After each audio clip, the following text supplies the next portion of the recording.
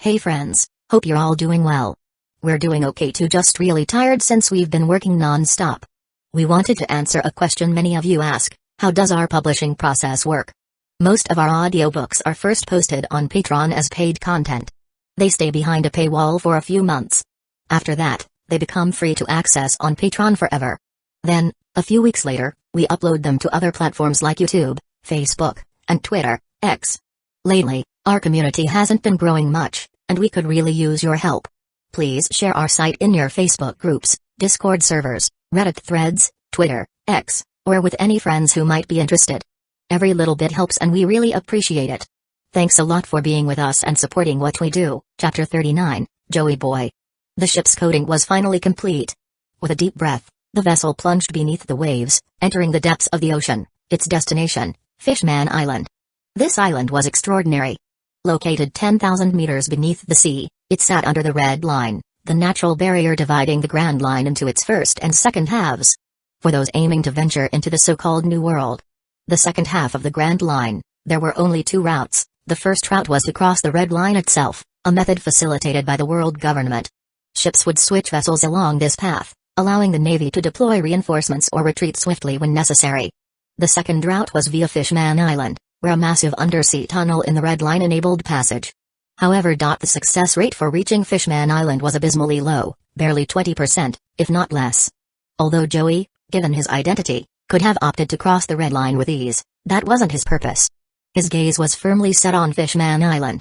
It was a critical piece in his grand plan. Fishman Island boasts a population of nearly 5 million. Joey murmured, massaging his temples. It's by far the largest non-human community. While the Longa-Erm and Long-Leg tribes are significant in size, they're nowhere near this scale. As he thought about the island, the magnitude of its population stood out. If he could persuade some of them to leave with him, it would be a significant step forward. But Joey was well aware it wouldn't be easy to achieve. Still, he smiled faintly. The dangers that plague Fishman Island. They've never truly been resolved, have they? Fixing them shouldn't be too difficult. A hint of confidence played at his lips. Joey had never encountered a person without weaknesses. Whether it was Jarl, King Riku, or anyone else, everyone had something they feared, something that could be exploited. Once their vulnerabilities were in hand, controlling them became a simple matter. Truthfully, Joey never had a talent for increasing his own strength. He had a low potential. And yet he didn't mind. His mother, brothers, and sisters had plenty of talent in that regard. As of now, only his mother had reached Silver Level 3. In time, his siblings would reach the Silver stage as well. When that day came, Joey's own strength would rise like a rocket. His strength would be the sum of all his family members after all. And for him, mastering power wasn't as important as understanding people, their minds, their motivations, their hearts. Suddenly, the creak of the door broke his train of thought. Broey walked in, her expression soft but firm. Brother, why are you still awake? Joey rubbed his temples and replied, it's fine. We'll be reaching Fishman Island soon. I'll rest after we get there. Technically, he wasn't wrong. Fishman Island, located just 10 kilometers beneath the surface, wasn't as distant as it seemed. Even with the challenges of navigating the deep sea, the journey wouldn't take more than 2 hours. Broey sighed in exasperation. Brother, you're always in such a rush. Whatever it is, it can wait. Take things one step at a time. Joey smiled at her concern. Don't worry. I know my limits. But there were things Joey never shared with his siblings. In less than a century, 86 years to be exact, the portal of the system that had brought him here would open again. And when that happened, the real danger would begin. A real multiverse war. It wasn't something he could ignore. Even if he didn't say it outright, his brothers and sisters weren't fools. They had all noticed how urgent and driven he had become. Brother. Broey hesitated, her voice soft but probing. You're hiding something from us, aren't you? Joey paused, caught off guard. Looking at her serious expression, he eventually replied, Broey, you don't need to worry about that. Just focus on growing stronger. When the time is right, I'll tell you everything. How long until then? She asked, her voice trembling slightly. Joey sighed but reassured her. Not too far now. Once Land is established, I'll explain everything. For now, it's better you don't know. The weight of it. It's too much. Broey whimpered softly, her childish pout betraying her worry. Joey chuckled and stood, ruffling her hair. All right, no more fussing. Get some rest. Once we reach Fishman Island, you might not get another chance to relax. Okay, brother. she murmured, her concern lingering. But just as she turned to leave, Joey's body suddenly trembled violently. He collapsed to the floor, clutching his chest as his breath came in sharp gasps. "Brother!" Broly cried in panic, rushing to his side. "What's wrong? Don't scare me like this." Joey waved weakly, silencing her. "Don't shout. No need to worry, Broly." With her help, he managed to sit on the couch, his forehead glistening with sweat. His heart was pounding erratically, and even his very soul seemed to tremble. And then, a voice. Soft, serene, like the vast, calm ocean itself. "You've returned at last, haven't you? I've waited so long for you. But now, you're finally here. That's all that matters." Joey drifted into unconsciousness, the gentle voice echoing in his ears. Chapter 40, See fans, what was that sound? Who was that? What just happened? Joey muttered these thoughts deep in his mind. However, the overpowering drowsiness took hold, and he fell into a deep sleep. "Big brother?" Broly looked at Joey nervously. Finally, after confirming that he was merely asleep, she exhaled deeply in relief. She was confused. Why had her big brother suddenly collapsed into unconsciousness? Whatever the reason, one thing was clear to Broly: nobody could know about this incident. Otherwise, the entire ship would descend into chaos. In the Charlotte family, anyone could falter, even their mother might fall in battle. But Big Brother? He must remain steadfast. He was their anchor, the unshakable pillar of their family. For everyone aboard, Joey's well-being was critical. The young Broly, despite her age, moved with decisive precision. She ensured everything was handled smoothly. By the time Appa arrived, Broly intercepted him. With a calm smile, she said, "Appa, Big Brother is resting. He's been working far too hard lately, let's let him sleep a while longer." "Huh?" Appa blinked, then nodded. "You're right. From the battles at Elbaf's warrior village to Phoenix Island and the Dressrosa Kingdom, Big Brother has been pushing himself. Even though he hasn't been fighting, the mental strain of his work must be exhausting." Appa didn't question her explanation. It made perfect sense. Big Brother wasn't invincible, he deserved some rest like anyone else. Phew. Once Appa left, Broly let out a relieved sigh, her small frame visibly relaxing as she retreated to the study. Meanwhile, Appa took charge of docking the ship at Fishman Island. The vessel reached the harbor and settled in. However, no further moves were made. Night fell, and the crew settled in for a restful sleep. The next morning as the sky brightened, Joey stirred. He massaged his temples as he opened his eyes, slowly taking in the room. His gaze softened when he saw Broly, who had stayed awake all night, reading by the chair. With a gentle smile, Joey said, "Staying up all night? Little girl, you need to rest." "Big Brother." Broly immediately stood, concern etched on her face. "Are you alright?" Joey waved her off. "I'm fine. Yesterday, I just felt something strange. It's nothing to worry about." Relieved, Broly sighed. "That's good to hear. Big Brother, we've already arrived at Fishman Island." Joey chuckled. "Alright, but first, you need rest. Staying awake all night isn't good for you." Before she could protest, Joey scooped her up and gently placed her on the bed in the study. Soon, Broly was sound asleep, her exhaustion finally catching up to her. Joey shook his head fondly. "What a stubborn little girl. Sleep well, you've earned it." After tucking her in, he left the study quietly. On deck, the crew greeted Joey with enthusiasm. Their cheerful calls filled the air as Joey strode out, refreshed and composed. Appa approached him eagerly. "Big Brother. We've arrived at Fishman Island. King Neptune of the Ryugu Kingdom even came to meet us." Joey nodded casually, his mind already turning toward the island's intricate dynamics. Fishman Island. It had two major races that inhabit the sea, fishmen and merfolk, mermaid, merman. It was a chaotic place. Mermaids were incredibly valuable commodities, fetching exorbitant prices. Pirates, human traffickers, the world government, and countless underground factions all converged here. The island's population was vast, numbering nearly 5 million. Among them, the ratio of fishmen to merfolk was roughly 9:1, with fewer than 500,000 merfolk. Despite their smaller numbers and lack of physical strength, the merfolk held higher social status and even ruled the fishmen from the Ryugu Kingdom. It was a curious dynamic. How could a weaker minority dominate the majority? Joey pondered these complexities as he leaned against the ship's railing, gazing at the breathtaking underwater scenery. "I must admit," he said aloud, "Fishman Island's beauty is a rare sight in this vast ocean." "Huh?" Appa looked puzzled for a moment, then his expression turned fierce. "Big Brother, should we just take over the island?" Joey froze, staring at Appa in disbelief. Smack. He gave Appa a firm slap on the head. "Big Brother." Appa clutched his head, looking aggrieved. Joey glared at him. How many times have I told you? We are not pirates. We're future rulers of a nation. A noble family. Understand? We do not act like pirates. Yes, big brother. Appa replied obediently, though he still looked a bit sheepish. Joey sighed heavily. Appa and his 4 brothers were destined to be the kingdom's generals in the future. Yet, sometimes they really lacked common sense. Fishman Island's attitude toward us, how is it? Joey asked, steering the conversation. Appa immediately perked up. Big brother, it's strange. The fishmen aren't hostile toward us at all. In fact, they seem overly enthusiastic? It's almost like they're fans? Joey paused. Fans? Chapter 41, Overwhelming Enthusiasm. To be honest, Joey didn't initially understand the term fans that Appa often used. But now Joey understood perfectly. Sir. This way. Please, this way. Would you like some fruit, my lord? Would you like some water, sir? Mister. Sir. As Joey and Appa made their way toward the Hyuga kingdom, they were practically smothered with attention. At first, it seemed manageable, but things soon escalated. Before they knew it, they were ushered into a carriage that had been prepared for them. Not just that, a mountain of gifts was piled onto the carriage as well. This whole scenario. It was so bizarre that it left Joey bewildered.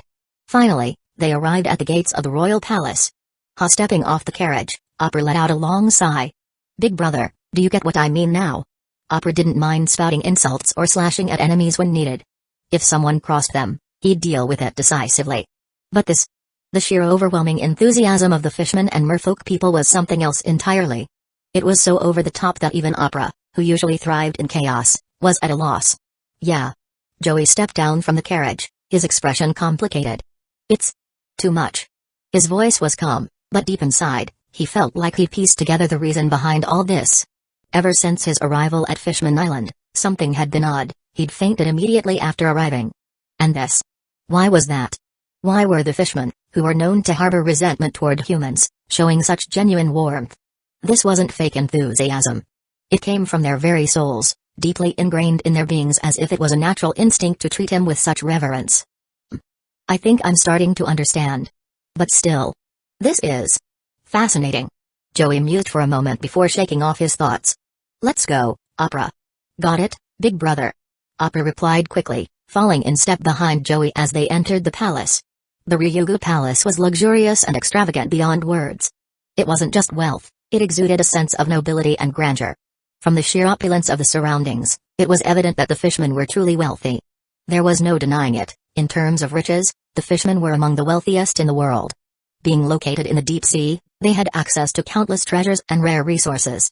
If it weren't for the constant turmoil and problems plaguing Fishman Island, 30 years of stability would have easily made it the richest nation in the world. Before Joey and Appa could fully take in the palace, King Neptune himself appeared, laughing heartily as he approached. Chief Joey, it's an honor to meet you. Though, for some reason, I feel an inexplicable sense of familiarity. Neptune, known as the Great Knight of the Sea, wasn't particularly powerful, but his dedication to improving Fishman Island was undeniable. Joey greeted him warmly, "Hello, King Neptune." But Neptune waved off the pleasantries. No need for formalities. Chief Joey, the banquet is ready. This way, please. Without hesitation, Neptune grabbed Joey's hand and led him further into the palace. Appa watched this scene in silence, feeling an odd mix of disbelief and unease. How could he put it? Neptune's enthusiasm was unsettlingly intense. Regardless, Appa quickened his pace, making sure to stay close to his brother. He wouldn't allow anything to happen to him, not on his watch. Inside the banquet hall, Joey, Appa, and Neptune were joined by several key figures, the left minister, the right minister, Neptune's wife Queen Atoheim, and even a crimson-skinned teenage fishman. It was Fisher Tiger. To put it simply, every major figure of Fishman Island and the Hyuga kingdom was present. Neptune, the left and right ministers, they were the pillars of the royal government. As for Atoheim and Fisher Tiger, they were the spiritual leaders of the entire island. Atoheim, revered by all, was a beacon of hope. Fisher Tiger, on the other hand, had brought order to the once chaotic Fishman people. If these two hadn't met their tragic fates, Fishman Island would undoubtedly have become a powerful nation by the time of the original story. For a country to truly thrive, it needed united leadership and shared ideals, and Atoheim and Tiger embodied both. Joey scanned the room, taking note of everyone present. Neptune raised his glass and said loudly, "A toast to Chief Joey and Mr. Appa's arrival. Cheers. Cheers. Cheers." Everyone raised their glasses and drank. As they set their glasses down, Tiger didn't hold back. Chief Joey, I assume your visit has a purpose. Let's hear it. Joey smiled. Since Mr. Tiger has brought it up, I'll get straight to the point. The Charlotte family wishes to cooperate with you. My mother's dream is to create a utopia where all races can live together in harmony, Todo Land. He paused, letting the words sink in before continuing. So, I propose a deal with the Ryugu Kingdom. We'd like to arrange for some fishmen and merfolk to immigrate to a safe island where they can live under the sun, free and equal. Joey could feel the collective intake of breath from everyone in the room. Their emotions were raw and unrestrained. This wasn't just excitement, it was the embodiment of a lifelong yearning. Joey realized he had underestimated just how deeply the people of Ryugu Kingdom longed for life under the sun and equal treatment. To them, Joey's proposal wasn't just a simple offer, it was the dream they had been striving toward for generations. Neptune didn't hesitate for a second before agreeing. At this moment, Atoheim's gentle voice broke the silence. Chief Joey, your proposal is indeed exciting, but since this is a deal, what will we gain in return? Joey noticed her voice trembling slightly, a reflection of how much this meant to her. A smile tugged at his lips. He already knew the deal was as good as sealed. Chapter 42, The Fifth Stop? The ship set sail once again. Joey and his crew departed from Fishman Island. To be honest, the entire transaction had gone far too smoothly. King Neptune had made a bold declaration. He had promised to select over 1 million fishmen and 100,000 merfolk to participate. So amazing. To put it plainly, Joey was utterly shocked by the sheer magnitude of it all, nearly losing his composure. Fortunately, years of discipline and experience helped him maintain his calm demeanor. After all, he had worked tirelessly to recruit tens of thousands of Tontida, forced 10,000 giants into joining, and purchased members of the beastmen and dwarven races. Altogether, he had barely scraped together 40,000 people. And yet Neptune, with a single statement, had pledged 1.1 million citizens. Honestly speaking, Joey held these non-human races in even higher regard. They were invaluable as future warriors. Just think, 1 million fishmen, each with physical strength 10 times that of an average human. And if at least 10,000 merfolk flourished over time, the resulting population could form a powerful race. To sum it up, Joey had hit the jackpot this time.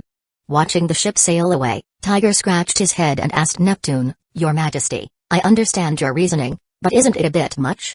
Just the protection of the Big Mom pirates doesn't seem enough to warrant such a massive contribution, does it? He. The minister of the left chuckled. Tiger, merely having strength isn't enough, you also need knowledge. This arrangement? Regardless of the outcome, the Ryugu Kingdom can't lose. If it succeeds, Fishman Island might one day openly move to the surface world. The minister of the right nodded in agreement. And if it fails? Well, if the Charlotte family collapses, we'll have lost nothing in the process. I see. Tiger murmured with newfound understanding. Neptune added, All right, let's not dwell on it anymore. Tiger, begin selecting 1 million fishmen. Atoheim, you'll handle the selection of 100,000 merfolk. Make it voluntary. Understood. All right. Both Atoheim and Tiger nodded. Meanwhile, Neptune squinted slightly, recalling the private conversation he'd had with Joey. He mused silently, the World Summit. 2 years from now. Chief Joey, don't let me down. If you can truly achieve what you claim, I won't hesitate to place all my bets on you. Shaking his head, Neptune put the matter aside. Time would reveal the truth. Elsewhere, aboard the ship. As the vessel continued its journey, breaking through the waters toward the surface world, Broe blinked in disbelief. Aprana, you're joking, right? Her expression was one of utter incredulity, as though her brother was playing a prank. Since when were transactions this easy? 1 million fishmen and 100,000 merfolk? Fishmen, with physical prowess 10 times that of humans. And the merfolk? Even more extraordinary, each of them stunningly beautiful. And they just handed them over? Appa rolled his eyes. Why would I lie? Honestly, I feel like I'm the one being tricked. When did such things become so simple? No matter how he looked at it, Appa was utterly baffled. Inside the ship's study, Joey was meticulously documenting intelligence reports. Before him was a large map, dotted with countless islands. Squinting at the map, Joey made careful notes. This sea region. Joey murmured thoughtfully, 50 islands are far too many, there's no need for that many. Some need to be eliminated, and their locations reorganized. With that, he began sketching and planning. Joey was genuinely engrossed in his work. Soon enough, he had finished most of the adjustments. Leaning back, he exhaled deeply. Phew. By the time he was done, He had reduced the area to 36 islands, centered around a single black dot on the map. Rubbing his temples, he mused, this will have to do for now. Given my current resources, I can only afford to develop part of it. Joey set the project aside for the moment and shifted his focus to the next step of his plans. In his mind, he had mapped out a route starting from Elbaf, then to Dressrosa, Fishman Island, and finally Ala Vista. However, the discovery of the Phoenix fruit had necessitated a detour to Phoenix Island. Looking at the world map, Joey smiled faintly and declared, the next target is Ala Vista. BRBR. The family emblem communicator suddenly buzzed. Joey answered, Prospero, what is it? Prospero's voice came through the line, big bro. The tentatives have been settled on that island. I've also brought in a team of craftsmen to begin construction. Following your instructions, we're using the tentatives produced greenery to create a forest city, with separate underground and above-the-ground sections. Hearing this report, Joey smiled. Prospero, your handling of these matters has been excellent. Hee. Prospero chuckled. Big bro, don't flatter me too much. Oh, by the way, I've received some news. The call ended abruptly. Joey's lips curled into a smirk. It seems the fifth stop will be Sabati Archipelago. Chapter 43, Sabati Archipelago. The Yarukiman mangrove trees stood tall, the largest red tree in the world. Its massive roots, exposed above the surface, formed new, giant trees of their own. These roots and trees created a total of 79 separate islands, collectively known as the Sabati Archipelago. In truth, the Sabati Archipelago was under the rule of the Celestial Dragons. Because of this, despite the presence of a marine base, the archipelago was a chaotic hub for pirates, human traffickers, bounty hunters, underground organizations, and representatives from various nations. Essentially, it was a lawless region, though not officially declared as such. The Marines, supposedly protectors of justice, were, at their core, nothing more than loyal dogs to the Celestial Dragons. They dared not offend their masters by interfering too much on the archipelago. Moreover, one of the two main routes to the New World passed through here. Pirates needed to coat their ships at Sabati before heading to Fishman Island and ultimately crossing into the New World. This made Sabati the busiest intersection of the Grand Line, bustling with trade and activity on an almost unimaginable scale. However, it wasn't the only trade hub. On the other side of the New World stood Hikinazu, the island that served as the birthplace of the Rocks Pirates. It had transformed from chaos into a realm of organized control under the Rocks Pirates, eventually becoming the largest trading center in the New World. Tap. Tap. Tap. The sound of footsteps echoed as a group made their way through the lively streets of the archipelago. The atmosphere was electric, with people everywhere enjoying the crowded excitement. Among the group, the younger girls, Custard, Angel, and Brûlé, were thoroughly enjoying themselves, captivated by the festive energy of Sabati. Of course, there was no need to worry. Cadenza and Cabaletta were keeping a watchful eye on them, ensuring no one dared make any foolish moves. Meanwhile, Broe, though tempted to join in the fun, pretended to act mature, putting on a facade of seriousness. Her brothers, Opera, Counter, and Gala, couldn't help but chuckle at her efforts. Humphrey. Broe puffed her cheeks in frustration. Opera, Counter, Gala, are you laughing at me? Of course not. The trio exclaimed in unison, shaking their heads vehemently. Teasing their sister was all in good fun, but none of them would dare risk their lives. After all, if their older brother, Kitakuri, found out, he'd likely knock their heads clean off. Kitakuri doted on his siblings, but the younger ones? Even more, they were absolutely untouchable. Joey, watching his siblings interact, chuckled softly. Alright. Settle down. Broe, if you want to go play, just go. It's no big deal. Counter, Gala, you two follow and keep an eye on the girls. Got it. The brothers said in unison. Broe's frustration instantly turned to Joey. She jumped up to give Joey a big kiss on the cheek before running off to join her friends. At the end of the day, she was still just a child at heart. Counter and Gala quickly followed after, leaving Opera scratching his head as he turned to Joey. Big brother, why did we suddenly come to the Sabati Archipelago? Wasn't our next destination supposed to be the kingdom of Alabasta? It was a valid question. 2 months had passed since they'd begun their journey. Time was of the essence, especially with the looming threat of the God Valley War, a pivotal event that Joey had no intention of missing. The God Valley War was a golden opportunity, one that promised immense rewards if handled correctly. Joey responded calmly, we're here for an auction. Prospero informed me that a devil fruit we need will be up for sale. Opera immediately understood, nodding. Got it, big brother. Some things were better left unsaid. The wrong people overhearing the wrong words could lead to complications. The 5 brothers each had their own distinct personalities. Opera was arrogant but possessed both intelligence and bravery. Counter was hot-headed but had the sense to think critically when it mattered. Cadenza was calm and loyal to a fault. Cabaletta was. Well, he was just a lovable fool. Gala was mature and balanced, neither exceptionally clever nor overly bold, but always reliable. Together, their unique traits complemented each other perfectly. Cadenza kept Counter and Cabaletta in check, while Gala ensured Opera didn't get out of hand. "All right," Joey said, his tone light. "Don't think too hard about it. Just relax. We've been pushing ourselves pretty hard lately. Take today to rest and enjoy the archipelago." "Ha ha ha. Sure thing, big brother." Opera laughed, though his sharp eyes scanned the surroundings for any potential threats. Protecting his older brother was always his top priority. Joey, seeing his siblings so vigilant, shook his head with a smile.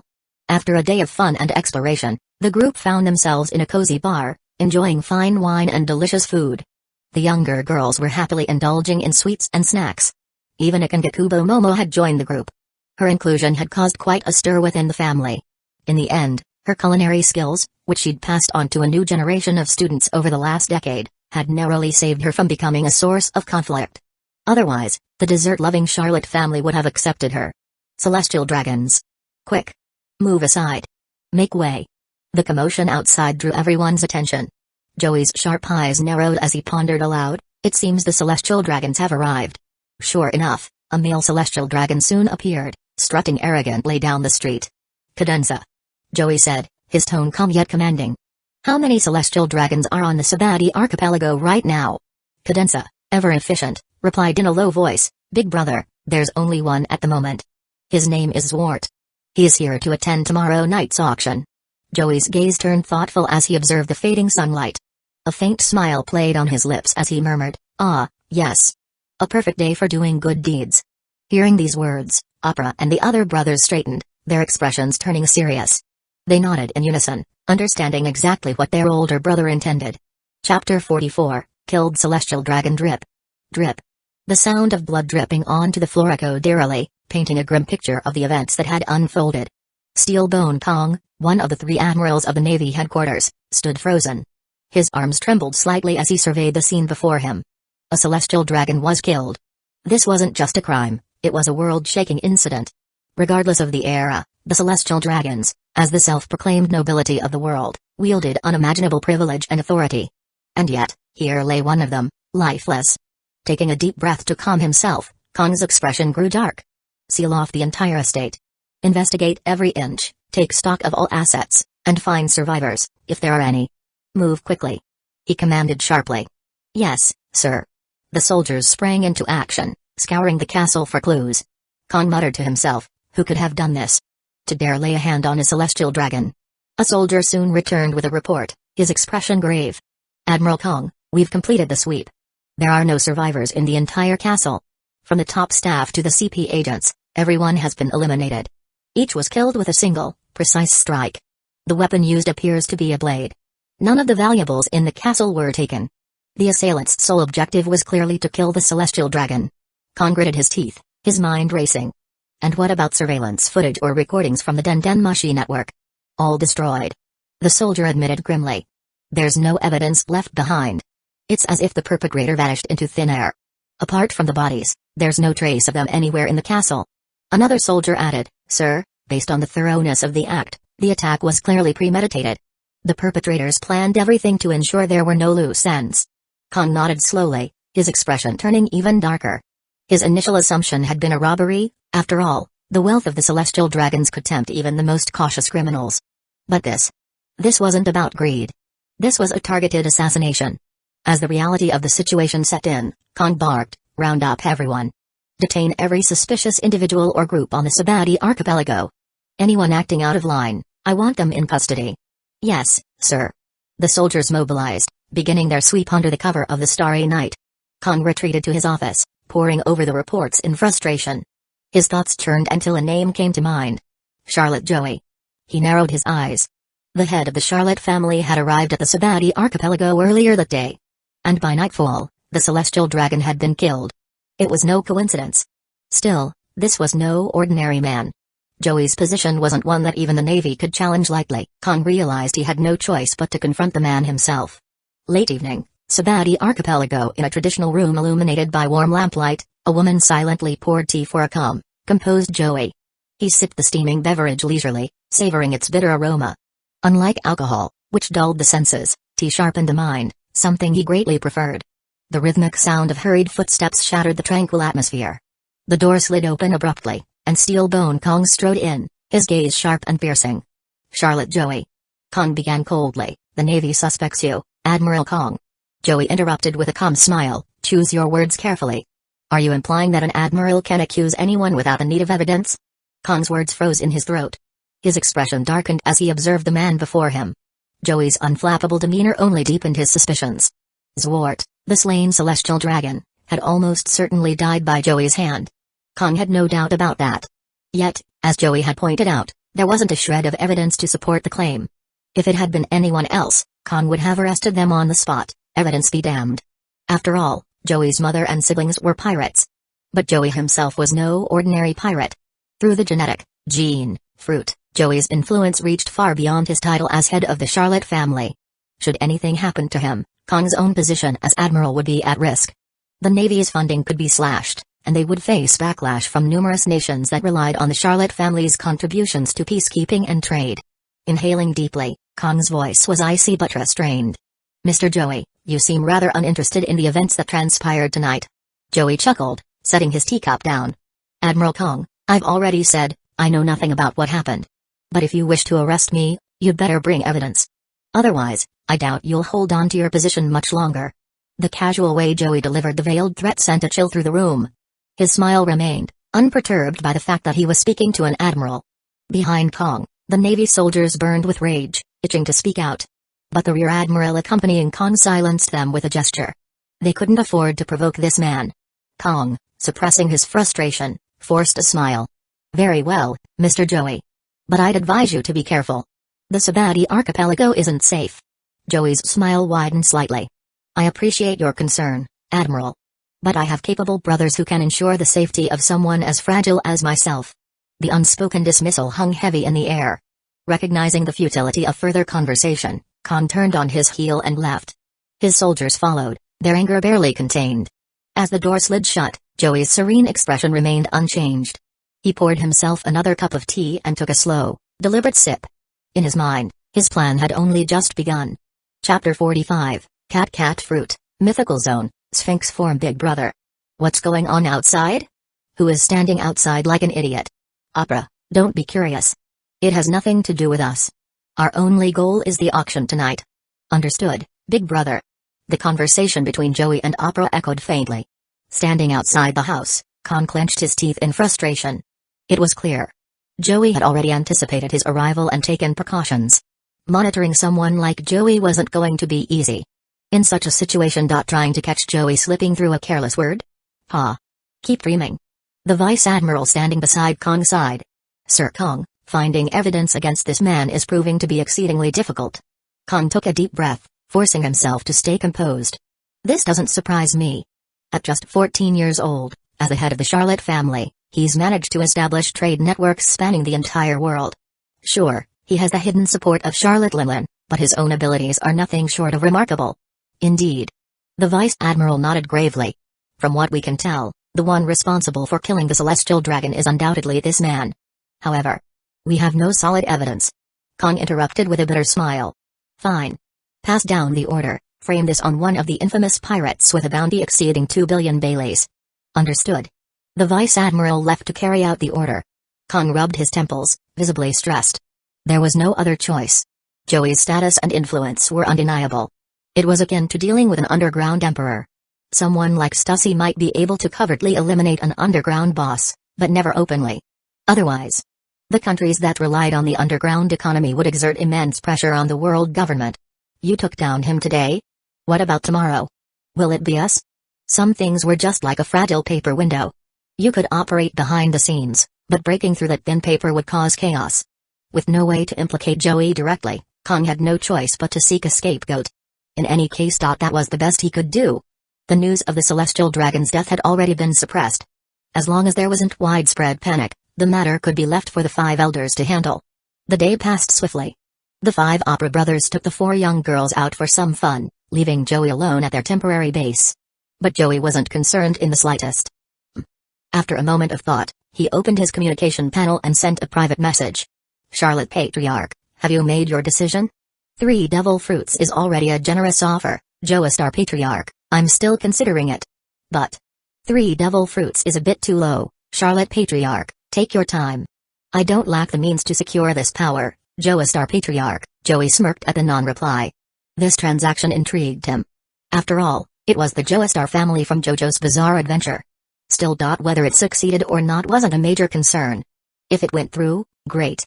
If not, it was no skin off his back. Big brother. We're back. X4 The 4 young girls burst into the room with happy energy. Joey smiled warmly. Did you have fun? Yes. X4 The girls nodded enthusiastically, their smiles pure and unrestrained. Joey chuckled, his tone gentle. Make sure you don't cause trouble tonight. Get a good rest, I'm heading to the auction. Okay. They all nodded obediently, their innocence softening the room's atmosphere. Joey rose to his feet, and the maids around him immediately began assisting him with his attire, ensuring every detail was flawless. Then, he turned to 2 of his brothers. Cadenza, Cabaletta, you 2 will accompany me to the auction. Opera, Counter, and Gala, the other 2 brothers, grew tense immediately. Joey waved off their concern with a smile. What's got you all so worked up? I'm the head of the Charlotte family. We're part of the Charlotte lineage. Who, aside from pirates, would dare make a move against us so recklessly? The brothers exchanged glances, then nodded silently. Taking Cadenza and Cabaletta along, Joey set off for the auction in Area 13. The auction in Area 13. When Joey arrived at the auction house, he naturally didn't take the public entrance. His status granted him access to the VIP route, which led directly to a private suite. Soon, Joey was handed a catalog of the items available.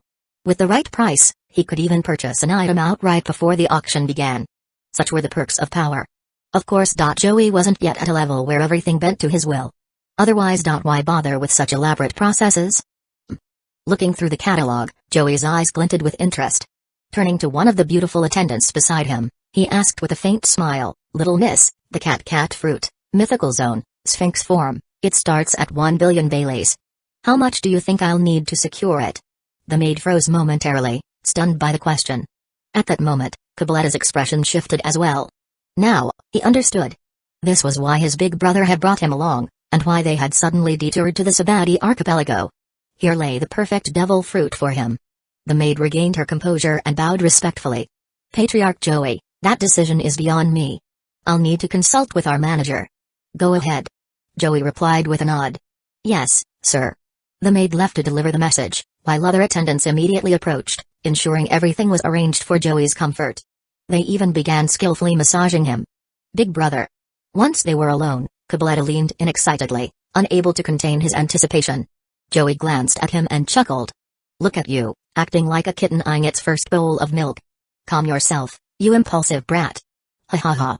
Cabaletta scratched the back of his head sheepishly, but his grin revealed just how much his brother's words had thrilled him.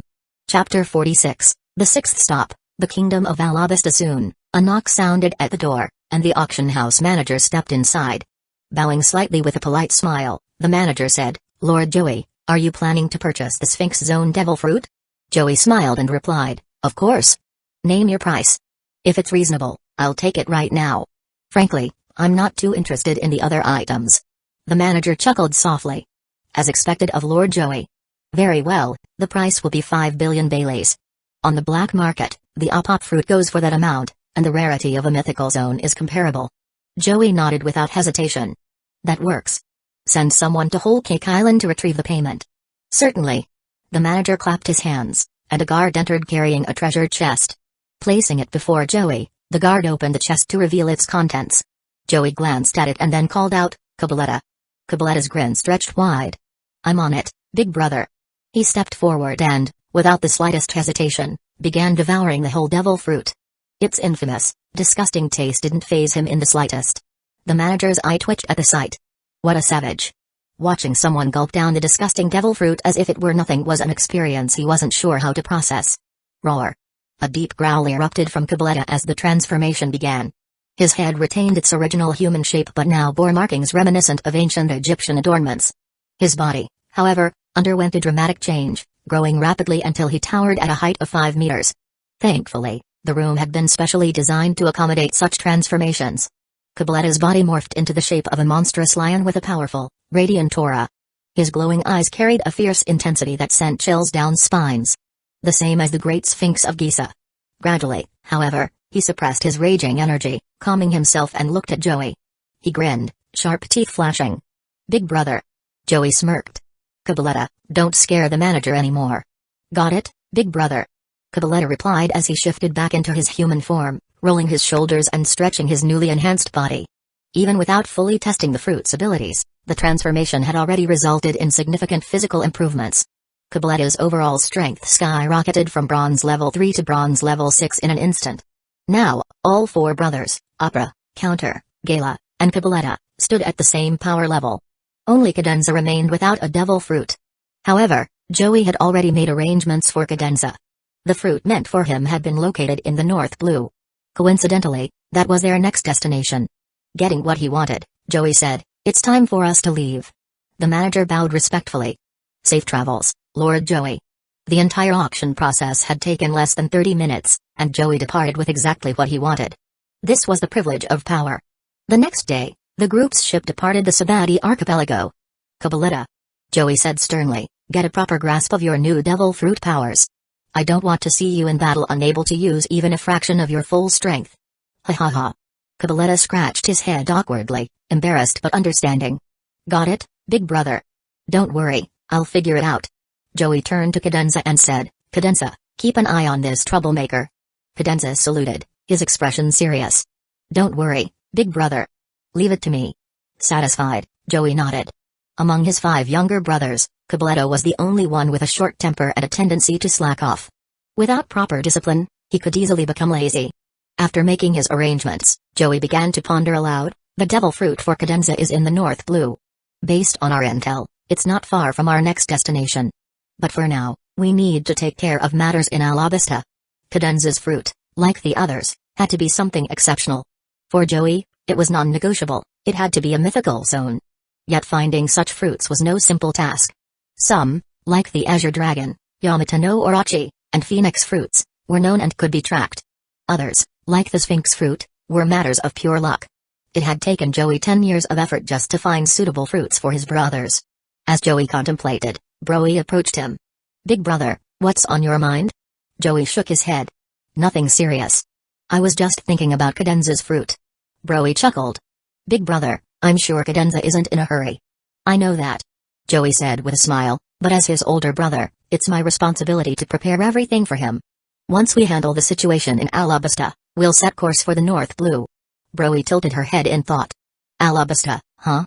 Big brother, are you sure the world government won't secretly intervene in this?" Joey smirked. "You still don't get it, do you, little one? Some nations pose a threat to the world government's authority. If something happens to them, the world government might be more than happy to look the other way. The Kingdom of Alabasta, a legendary superpower, wealthy beyond imagination. Joey had plans to collaborate with them, but their unique status made coercion impossible. Navigating these waters required delicate strategies and subtlety. Thus, Joey decided to take an unusual approach. Chapter 47, 10 Nations Attacking Alabasta Sandy Island. The Alabasta Kingdom stood as a unique anomaly in the world. Long ago, 20 nations came together to establish the world government, with the royal families of 19 of those nations ascending to the status of celestial dragons. However, the royal family of the Alabasta Kingdom, the Nefertari lineage, chose a different path. Instead of moving to the Red Line to join the celestial dragons, they remained in their homeland. This decision earned the kingdom a unique status. As a result, the world government had always extended exceptional support to Alabasta, leading to its immense wealth and influence. By now, the nations surrounding Alabasta were obeying the Nefertari lineage. These nations had grown in number to 15 states, a staggering figure that posed a threat to the world government itself because of their domination on this part of the sea. World government wanted to take actions. Otherwise, how could someone like Crocodile, a warlord of the sea, trying to take control of Alabasta without the 5 elders knowing? The 5 elders were undoubtedly aware but turned a blind eye. It was for this very reason that Joey knew a straightforward transaction with Alabasta would be impossible. The kingdom lacked neither wealth nor manpower, and its privileged position under the world government's protection made it untouchable. Any overt actions against Alabasta would attract immediate retaliation from the Marines. Thus, Alabasta had little reason to fear him, or anyone else. But a smirk spread across Joey's face. Power is a deadly poison. Under its influence, some will lose their minds. Can they withstand such madness? His expression grew more amused, the flicker of a dangerous plan glinting in his eyes. Surrounding the island, 10 smaller nations, all the loyal allied nations of Alabasta, stood as potential pawns. Each of these nations was rich in mineral resources and paid annual tributes to Alabasta. But what if these nations, emboldened and secretly strengthened by a benefactor, decided they no longer wanted to live under Alabasta's shadow? The answer was obvious. The door to the room creaked open, and 10 figures entered, each vastly different in appearance, tall and short, lean and stout, old and young, men and women alike. Yet they all shared one commonality: they were kings of the nation subservient to Alabasta. The old king is nearing his end, and his successor is just a boy, a disgraceful one at that. I've heard the brat disbanded the kingdom's elite 300,000-strong army, sending them to assist civilians across the land. Such a fool has no right to govern Alabasta. It's time to act. Agreed. Thus, war was ignited. With someone pulling the strings behind the scenes, the 10 kings' ambitions burst into flames. Following the old king's death, the once mighty Alabasta military had been reduced. The elite 300,000 soldiers were disbanded, leaving only 600,000 regular troops. Meanwhile, the 10 allied nations assembled an army of 1 million and launched a full-scale invasion. Charge. For wealth. For glory. For future. The sounds of war erupted as the invaders descended upon Alabasta. In just 3 days, the kingdom found itself losing ground at an alarming pace. Not only was the numerical difference overwhelming, but the sheer audacity of 10 nations launching simultaneous attacks had caught Alabasta entirely unprepared. Alabasta's royal palace, Alubarna. In the grand throne room, King Nefertari Cobra sat in silence, his young face marred with frustration and uncertainty. Around him, dozens of ministers anxiously deliberated. Your Majesty. One of them pleaded, you must issue a royal decree to recall the 300,000 elite troops. Without them, we stand no chance. Another minister laughed bitterly. It's already too late. The invaders have specifically targeted the 5 cities where those troops were stationed. Positioned near the borders, those cities have already fallen. A heavy silence filled the room. If what he said was true, summoning the elite troops back was no longer an option. Without them, Alabasta's remaining forces, nearly 600,000 strong, could not hold back the invaders. Massaging his temples, Cobra asked, have we managed to send word for help? Captain Igaram of the Royal Guard shook his head. Your Majesty, all routes to the sea have been blocked. The enemy's million-strong army has cut off every possible escape path. And there was one more thing Cobra hadn't said aloud.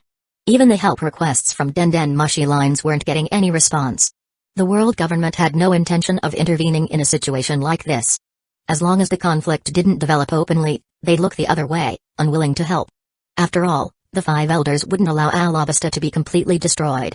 But they also wouldn't let it remain this strong. Damn it. The ministers erupted into furious curses.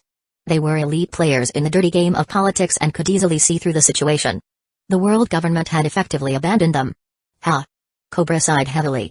He had never imagined that his policies of compassion and reform, aimed at fostering peace, would result in this betrayal from their loyal allied nations. Your Majesty. Another minister interjected, even if we can't send for help, the allied nations who remain loyal to us might hesitate to come to our aid. Without action from the world government, they'll have their own positions to consider. Power, as always, was a never-shifting force. Under its influence, alliances and loyalties held no permanence. When Alabasta was at its peak, its allies sang its praises. But now, as it faltered, those same allies hesitated, calculating their own interests. This was the true face of power, a force as terrifying as it was merciless. Chapter 48, To have a choice, you need to have power. Listening to the endless arguments of his ministers, Cobra raised his hand and said, enough. Leave me for now. I will think about how to handle this. Yes, Your Majesty.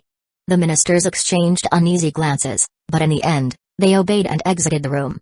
As they left, Igaram, the captain of the Royal Guard, hesitated before speaking. Your Majesty. Cobra interrupted, Igaram, you should leave as well. I need some time alone to think. Understood. Igaram, though reluctant, complied. Having grown up alongside Cobra, he understood the king's heart better than anyone. Cobra was a ruler who loved his people as his own children. But precisely because of his compassion, this crisis weighed on him unbearably. His kindness had inadvertently created this predicament, and now he was trapped. The kingdom of Alabasta was besieged, their cries for aid unheard. Alone in his chamber, Cobra's thoughts churned with regret and frustration. Suddenly, The shrill ringing of a den mushi broke the silence. Buru Cobra's head snapped up. What's this? His eyes fell on a den mushi he hadn't used in years, one connected to the underworld. He had once considered it unnecessary, believing his reign wouldn't require dealings with such forces. Yet here it was, buzzing insistently. After a moment of hesitation, Cobra picked it up and answered. Hey hey hey. A faint chuckle echoed through the line, followed by a calm yet chilling voice. King Cobra, I see you've decided to answer. Cobra's face darkened. Who are you? What do you want? The voice belonged to someone Cobra couldn't immediately identify. This den mushi was connected to numerous underworld factions, making it impossible to pinpoint who was speaking. The mysterious voice continued with a faint smile, who I am doesn't matter right now. What matters is this, do you want to save Alabasta? I can help you. Tonight, come alone to the Scarlet Ruins. If you want your kingdom to survive without becoming a puppet, this is your only chance. Buru. The line went dead. Cobra stared at the den mushi in silence, his mind a whirlwind of thoughts. Scarlet Ruins. Once a bustling city, now nothing but ruins, swallowed by the unforgiving sands of the desert.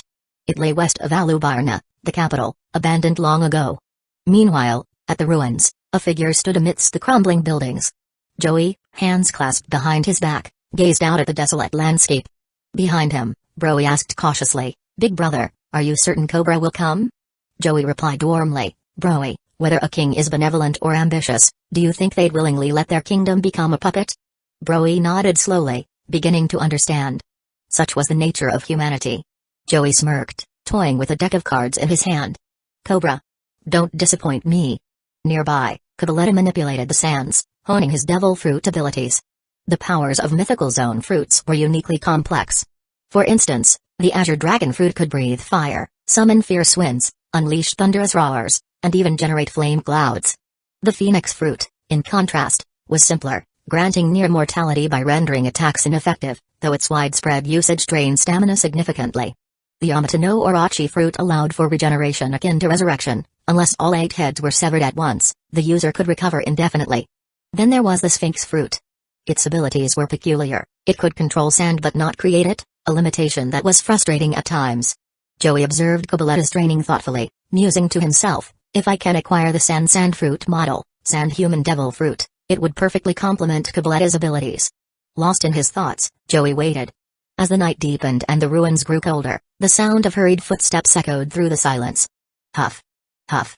Breathing heavily, King Cobra arrived at the ruins. Spotting the faint light emanating from the remains of a castle, he quickened his pace. The doors creaked open. Cobra froze, staring in shock at the man before him. The head of the Charlotte family? Joey smiled calmly. Yes, that's me. But who I am doesn't matter, King Cobra. What matters is that I can help you. Cobra's heart tightened. Help. That single word was both a lifeline and a heavy burden. Joey continued, his smile never wavering. You need my help, don't you? Alabasta is crumbling, and I am your only hope. Cobra, a compassionate king but no fool, understood immediately. Nothing in this world came free. What do you want in return?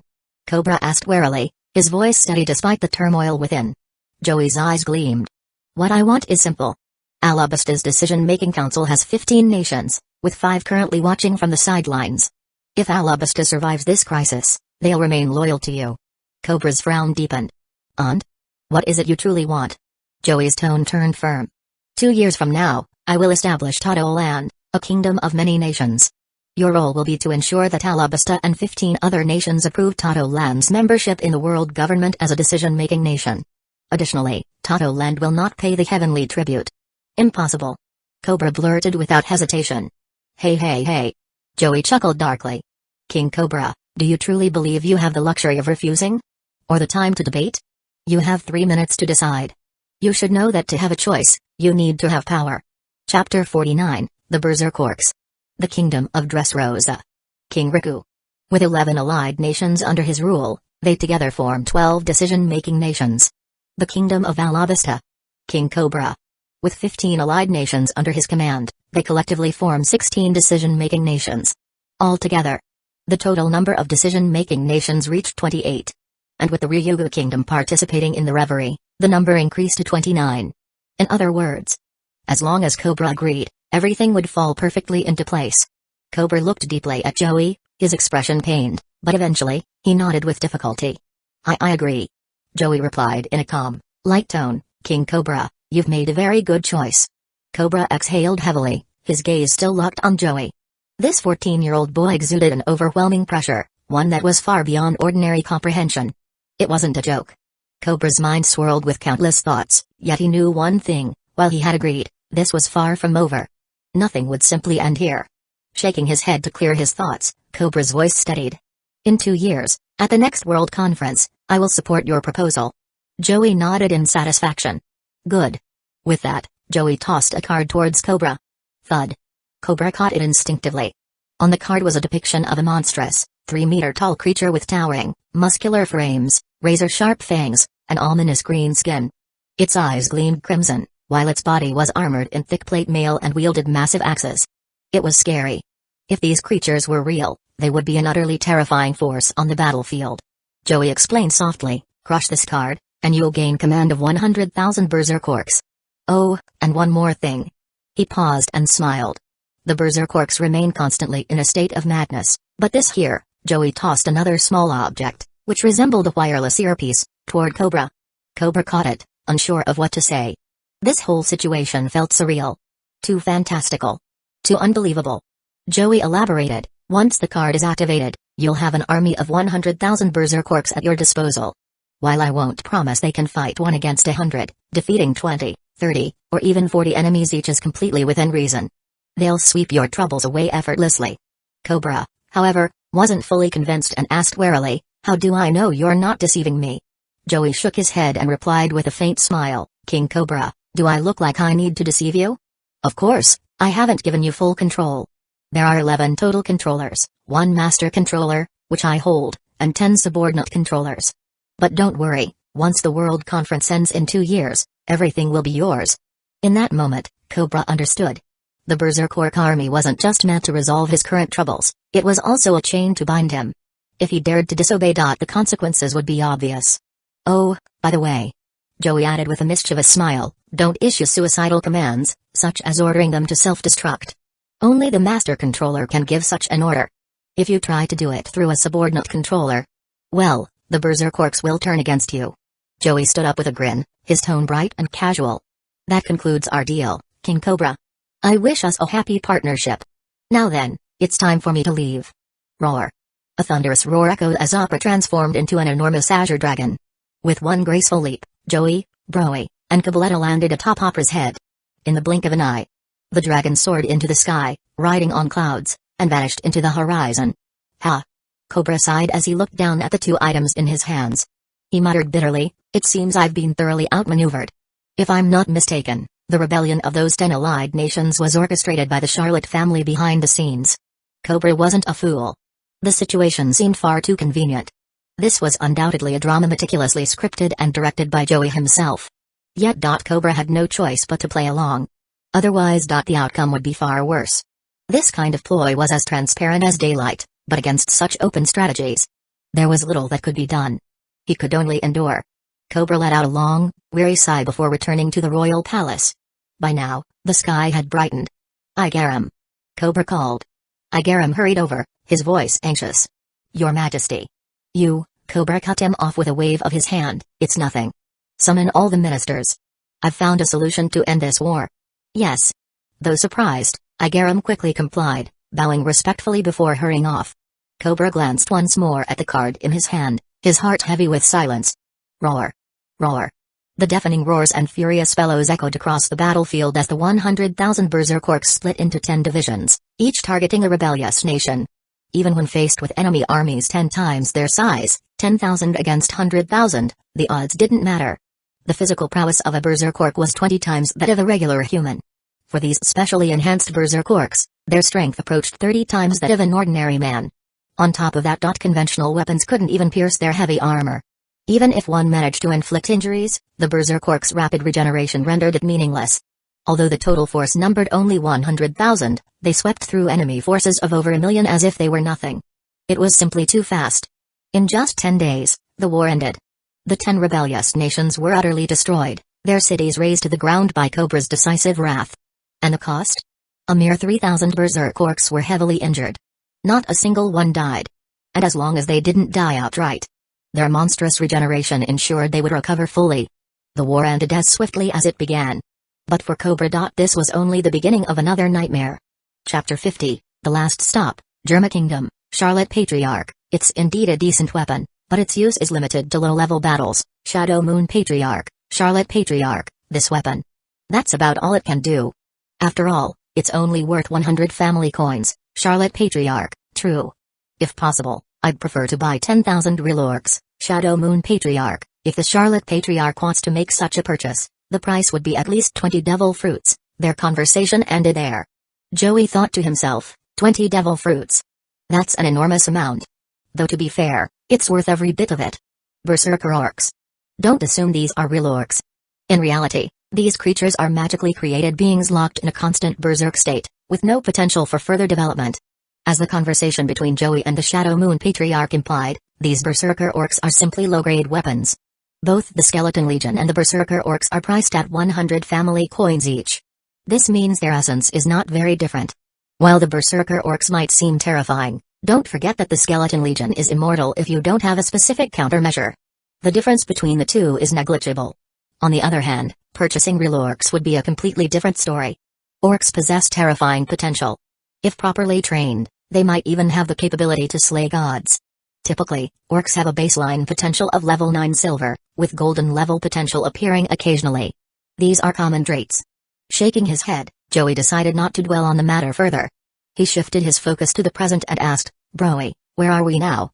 Broey, who had been reading and studying, looked up and answered, Big brother, we've crossed Reverse Mountain and reached the North Blue. Joey nodded, refraining from asking further questions. The atmosphere returned to silence. Joey and Broey both continued reading quietly. Of course, the 5 opera brothers were busy training. Similarly, Custard, Angel, and Brûlé were undergoing their own training routines. The Charlotte family's progress was undeniable. Every member of the family had to strive for improvement. Now, Joey's 7th stop, the last destination of this trip, was the Germa Kingdom. After nearly 3.5 months of sailing, the journey was finally nearing its end. Opera's voice came from outside the door. Big brother. We've found traces of the Germa Kingdom. Should we head there directly? Joey closed his book and replied, Go straight to the Germa Kingdom and initiate the trade. It's no big deal. Understood. Opera left, while Joey massaged his temples to relax his mind. Ding! At that moment, a private message arrived. Joestar Patriarch, Charlotte Patriarch, for 5 devil fruits, you can take all 3 items. Joey read the message and, after pondering for a moment, replied. Charlotte Patriarch, deal. 5 devil fruits. However, I don't have time for the trade right now. How about 3 days from now? Joestar Patriarch, agreed. A smirk appeared on Joey's face as he muttered, Finally, the deal is set. I can't wait to see the results. With my mental strength, what kind of abilities will this bring forth? Hey, chuckling softly, Joey's expression became one of anticipation and excitement. Truth be told, among all the available abilities, this was the one he most desired.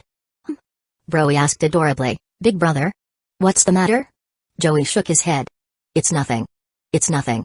Smiling gently, Joey said warmly, Let's go meet the king of Germa Kingdom. Okay. Broey followed Joey as he stood up. The 2 siblings left the room together. Accompanied by Broey and Opera, Joey disembarked on the island. This was a small island.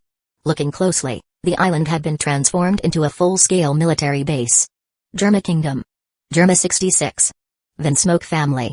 All these names referred to the same entity. In essence, this entire nation was a technologically advanced one, and the only country in the world without fixed land. For most, it felt like a legend. But it wasn't a legend. It was very much real, although only the underground world knew much about it. Even without land, the royal family of the Germa Kingdom, the Vinsmoke family, held significant power. They could even participate in the reverie and influence bounty modifications. Just like the world government's 170 allied nations, among the 50 decision-making nations, only a handful truly stood out as powerful. Of these, barely 10 nations could be considered top-tier. Apart from Dressrosa and Alabasta, which had a large number of subordinate allies, the rest were just great powers. The Germa Kingdom was one of them. Initially, Joey's sole intention was to develop the Charlotte family into a powerful entity. That alone would have been enough, everything else seemed meaningless. However, his mother's dream was to create a utopia where all races could coexist peacefully. Since this was her wish, Joey naturally felt compelled to help make it a reality. But building a nation wasn't something Joey could take lightly. If he were to establish one, it would have to be terrifyingly powerful, uniquely special, and hold an unshakable position. This was Joey's resolve.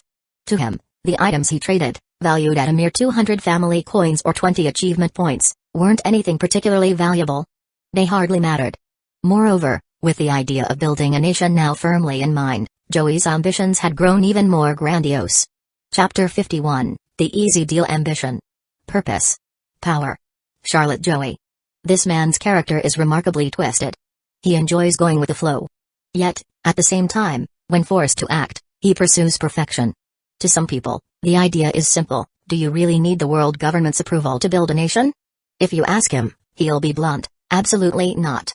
With his own strength, the power of his mother, and the ever-growing talents of his younger siblings, who would dare challenge him? However, that's not Joey's way.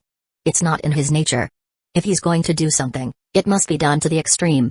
The Tato land may have been created by his mother, Big Mom, but at its core, it remains a pirate nation. No matter how high it climbs, it will always be looked down upon. Why? The reason is simple: no matter how powerful pirates are, no matter how terrifying, the established nations and the world government never see them as equals. To the world, pirates are merely thieves. Joey, however, envisions a different path for Tato land. It won't just become a member nation recognized by the world government, it will be a decision-making nation, perhaps even one with privileged status among the decision-makers. This is Joey's goal. And this goal? It's just the beginning, a little goal. From Dressrosa to Alabasta, this man has gradually brought 28 nations under his influence. Same as today, he want to get the Germa Kingdom. Fishman Island. Germa Kingdom. Both are powerful nations. Though Fishman Island has long avoided attending the reverie, it isn't due to a lack of qualification. Germa Kingdom is much the same. If these two nations join the conference, others would inevitably be pushed out. Why? It's like a genius who consistently scores over 100 points in a test but chooses not to compete. In their absence, others can claim first place. However, the moment they return, that top position vanishes. This is the crux of the issue. The kingdoms of Alabasta, Dressrosa, Germa, and Fishman Island. When these four powerhouses back a proposal, who would dare oppose it?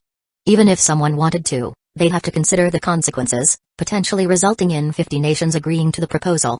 At that point, even the world government couldn't veto it. The written rules must remain unbroken in the public, no matter the circumstances. Alabasta. Dressrosa. Germa. Fishman Island. Joey murmured softly, countless thoughts swirling in his mind. For a moment, it felt as though he had the world in the palm of his hand. Before long, he shook himself from his reverie and said calmly, "Let's go meet the king of Germa." Ha ha ha ha. At that moment, a bold laugh rang out, followed by a voice: "Chief Joey, there's no need to trouble yourself. I've come to see you personally." A ship approached swiftly, and a tall man in an opulent cape stepped forward. Joey's smile grew wider as he patiently waited for the man to arrive. Vinsmoke Judge. The father of Germa's next supreme commander. Judge not only left behind his son but also a host of genetically engineered soldiers designed to serve as his son's subordinates. As Joey recalled the details about this man, he smiled and greeted him warmly. "Mr. Judge, it's a pleasure to meet you." Judge laughed heartily. "Chief Joey. The pleasure is mine. Your visit brings great honor to the Germa Kingdom. But let's cut to the chase. I know why you're here. So, tell me, what can you offer in return?" Truth be told, Judge was genuinely pleased with Joey. Great nations often maintain subtle connections. Hueco, Cobra, and Judge had already discussed certain matters among themselves. He. Joey chuckled softly. "I've always preferred dealing with clever people. Since you're so direct, Mr. Judge, let's hear what you have to offer." Judge pondered briefly before replying seriously, 2 years from now, Germa will attend the reverie and support your proposal. Beyond that, I offer you this, a Paramsha-type devil fruit, the healing fruit. As Judge revealed the devil fruit, Joey's interest was immediately piqued. The Paramsha-type heal fruit. This fruit wasn't remarkable for its combat capabilities but for its unparalleled restorative power.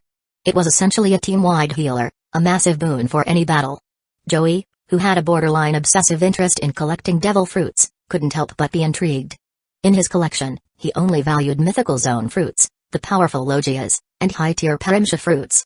Mid-tier Paramsha fruits were only considered if they related to sustenance or food. Consequently, his collection remained small: the art fruit, the puff fruit, the heat fruit. All of these were high-tier, even borderline bug-level fruits. Additionally, he had the mirror fruit and the book fruit, though he hadn't yet found suitable users for them. The healing fruit was undoubtedly a top-tier addition. Joey smiled. "And what do you want from me, Mr. Judge?" Judge raised a single finger. "Very simple. Berserk beasts and skeleton soldiers. That will suffice." "Oh?" Joey's curiosity deepened. For a scientific madman like Judge, these peculiar creations were far more valuable than they appeared. This was shaping up to be a fascinating deal. Chapter 52, Green Gemstone Island. The deal was concluded. It was remarkably simple. So simple, it felt almost weird. Honestly, if Joey hadn't witnessed it firsthand, he might not have believed it himself. The title of mad scientist truly fits Judge. For people like him, the idea of new research was like unveiling a treasure chest of unimaginable wonders. The immortality of the skeleton soldier. The raw physical power of the berserk beasts. These things. To Judge, they were as enticing as a lustful man beholding a peerless beauty. It was an obsession, a fascination that could not be resisted. Particularly for the Vinsmoke family, experts in genetic science. In truth, the Vinsmoke family had already collected the genetic codes of various races from around the world. Now, the skeleton soldier and berserk beasts presented an entirely new genetic structure. This was a breakthrough capable of transforming their research. For Judge, an agreement and a devil fruit were a small price to pay. Joey toyed with the heal fruit in his hand, remarking, "Honestly, this was one of the easiest deals I've ever made. None of my prior negotiations have ever been this straightforward." He couldn't help but marvel. Whether it was the warrior village of Elbaf, the kingdom of Dressrosa, or the kingdom of Alabasta, each deal had required careful planning and deliberation before the other party would agree. Annihilation was never the goal. Getting them to agree willingly, that was the key. But with Judge, everything fell into place effortlessly. "Well, whatever," Joey muttered, shaking his head. "No point overthinking it. The healing fruit, the mirror fruit, and the book fruit, all three need suitable users. Keeping devil fruits as collectibles is pointless. Only by eating them and developing their potential can they truly shine." As he pondered candidates for these fruits, Joey considered, unlike the food-based devil fruits he had set aside for future ministers, these fruits required not just cleverness but also strength and ability. Joey rubbed his temples, thinking aloud. Compote hasn't eaten a devil fruit yet. Mundi, Hashi, and Evely aren't quite suitable either. Then who else? Reflecting on his siblings, Joey carefully weighed his options. Compote still seemed like a possible candidate. Amand would have been another candidate, however. Amand had already eaten the nut fruit and was being groomed as the Minister of Nuts. Joey wasn't worried about his siblings' talent or aptitude. That wasn't the issue. The real concern was their determination in battle. Matters of the heart and mind weren't something that could be taught easily. Rubbing his temples again, Joey decided, forget it. I'll deal with this later. For now, it's too complicated to resolve. He shook his head calmly. In truth, there were several talented individuals among his younger siblings. Take Custard, for instance. Her personality was naturally suited for battle. Although she was still young and enjoyed playing around, her diligent training spoke volumes about her potential. The current situation was different from before. Back then, Joey had been relentless in training his siblings like Prospero, Compote, and Kitakuri, pushing them hard to build up the family. But now, should he still demand such vigilance from them? Smack. At that moment, a small figure suddenly snatched the heal fruit from Joey's hand. He turned to see Custard standing beside him. "What are you up to, little one?" With a smile, Custard replied, "Big brother, stop looking so burdened all the time. We're family. If something's on your mind, just say it." Joey chuckled. "What would a little rascal like you understand?" Pouting, Custard protested, "What do you mean, little rascal? Big brother, didn't you start building this family when you were just a kid, even younger than me?" Joey shook his head. "That was then, this is now. Back then, I had no choice. But now, the most important thing is for you kids to grow up safely." Custard shook her head firmly. "Big brother, I don't want that. I'm not good at managing things, but I'll train hard and seriously. I want to help you, and our brothers and sisters too." Joey looked deeply at Custard. After a moment, he retrieved a devil fruit from the family crest. He tossed it to her casually, saying, "This is the mirror fruit, a Paramsha type. Don't waste its potential." Beaming, Custard caught the fruit. "Don't worry, big brother." Joey also handed her a fine sword. At that moment, his demeanor shifted from gentle to stern. "Charlotte Custard. Since you've chosen this path, you must fulfill your duty.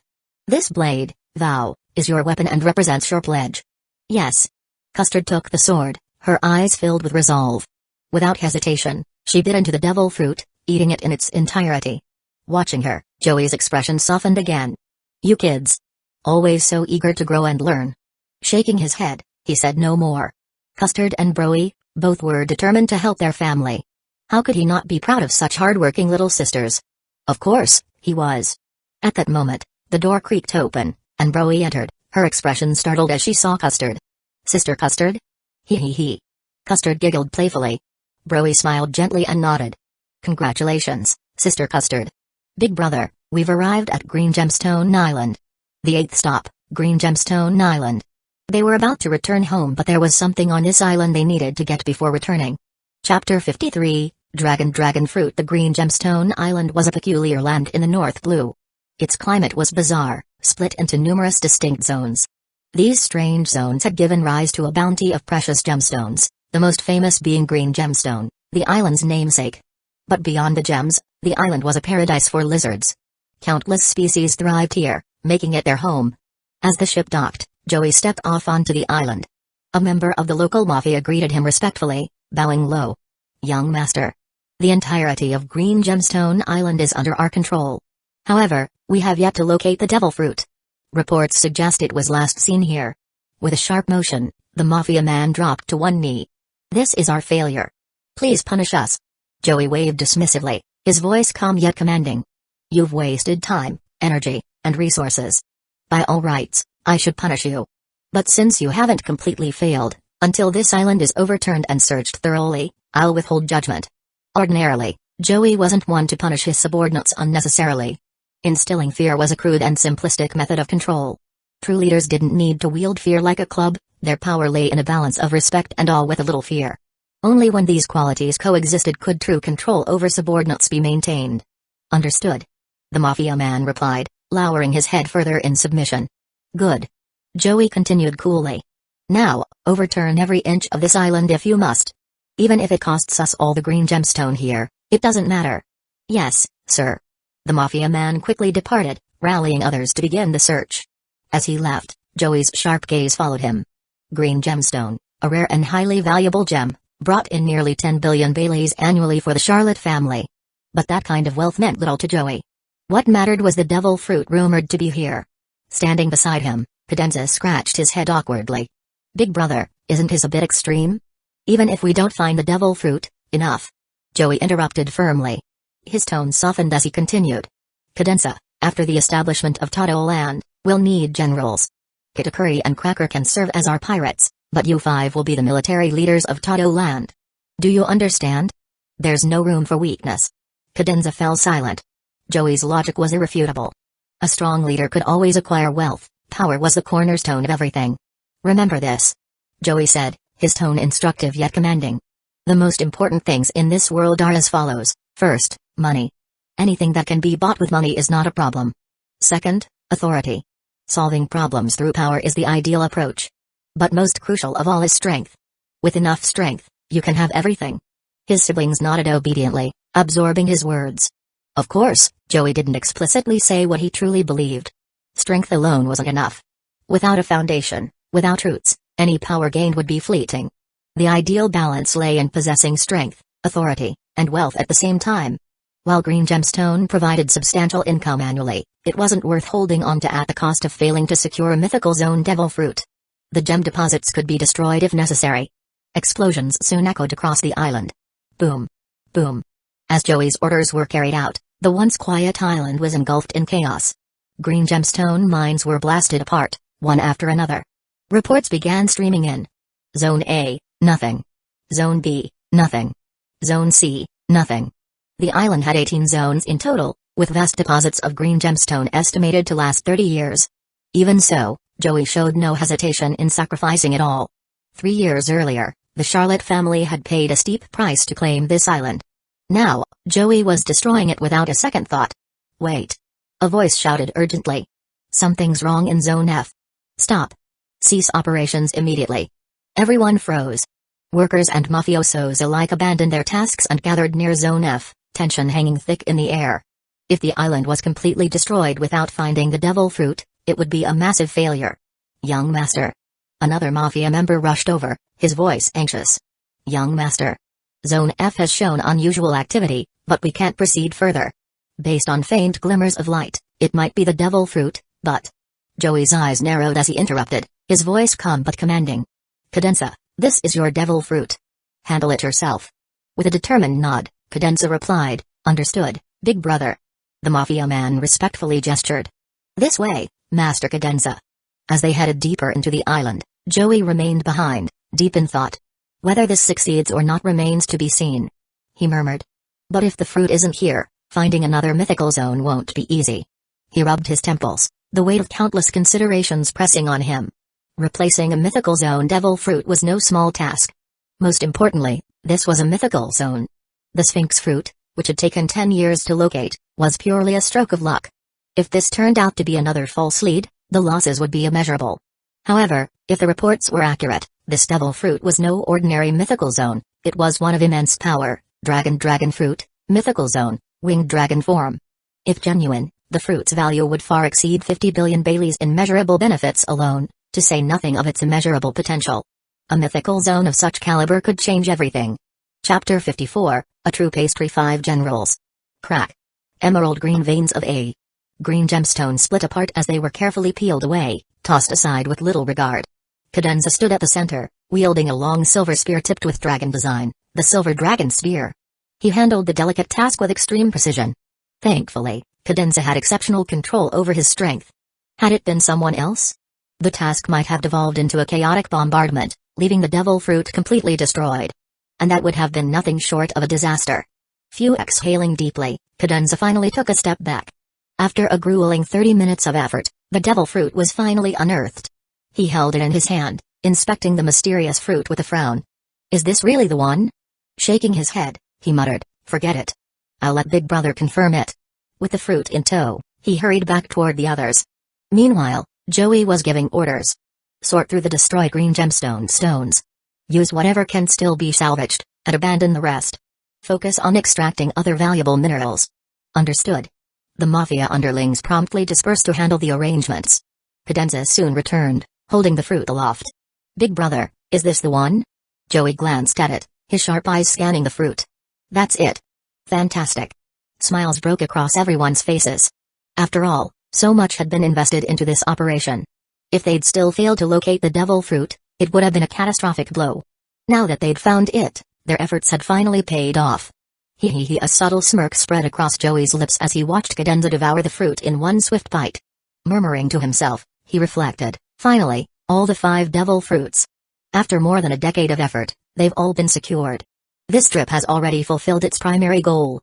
Joey had set out with 2 clear objectives from the start of this journey.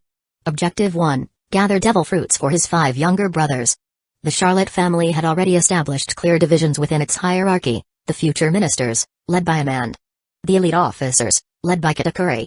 Among these officers, Katakuri and Cracker served as the core of the 3 Sweet Commanders, a position Joey had strategically placed them in within Big Mom's pirate crew. Why? Because when you lack the strength to dominate the world outright, you must act with care. And let's face it, Big Mom pirates didn't operate under conventional morality. They were pirates.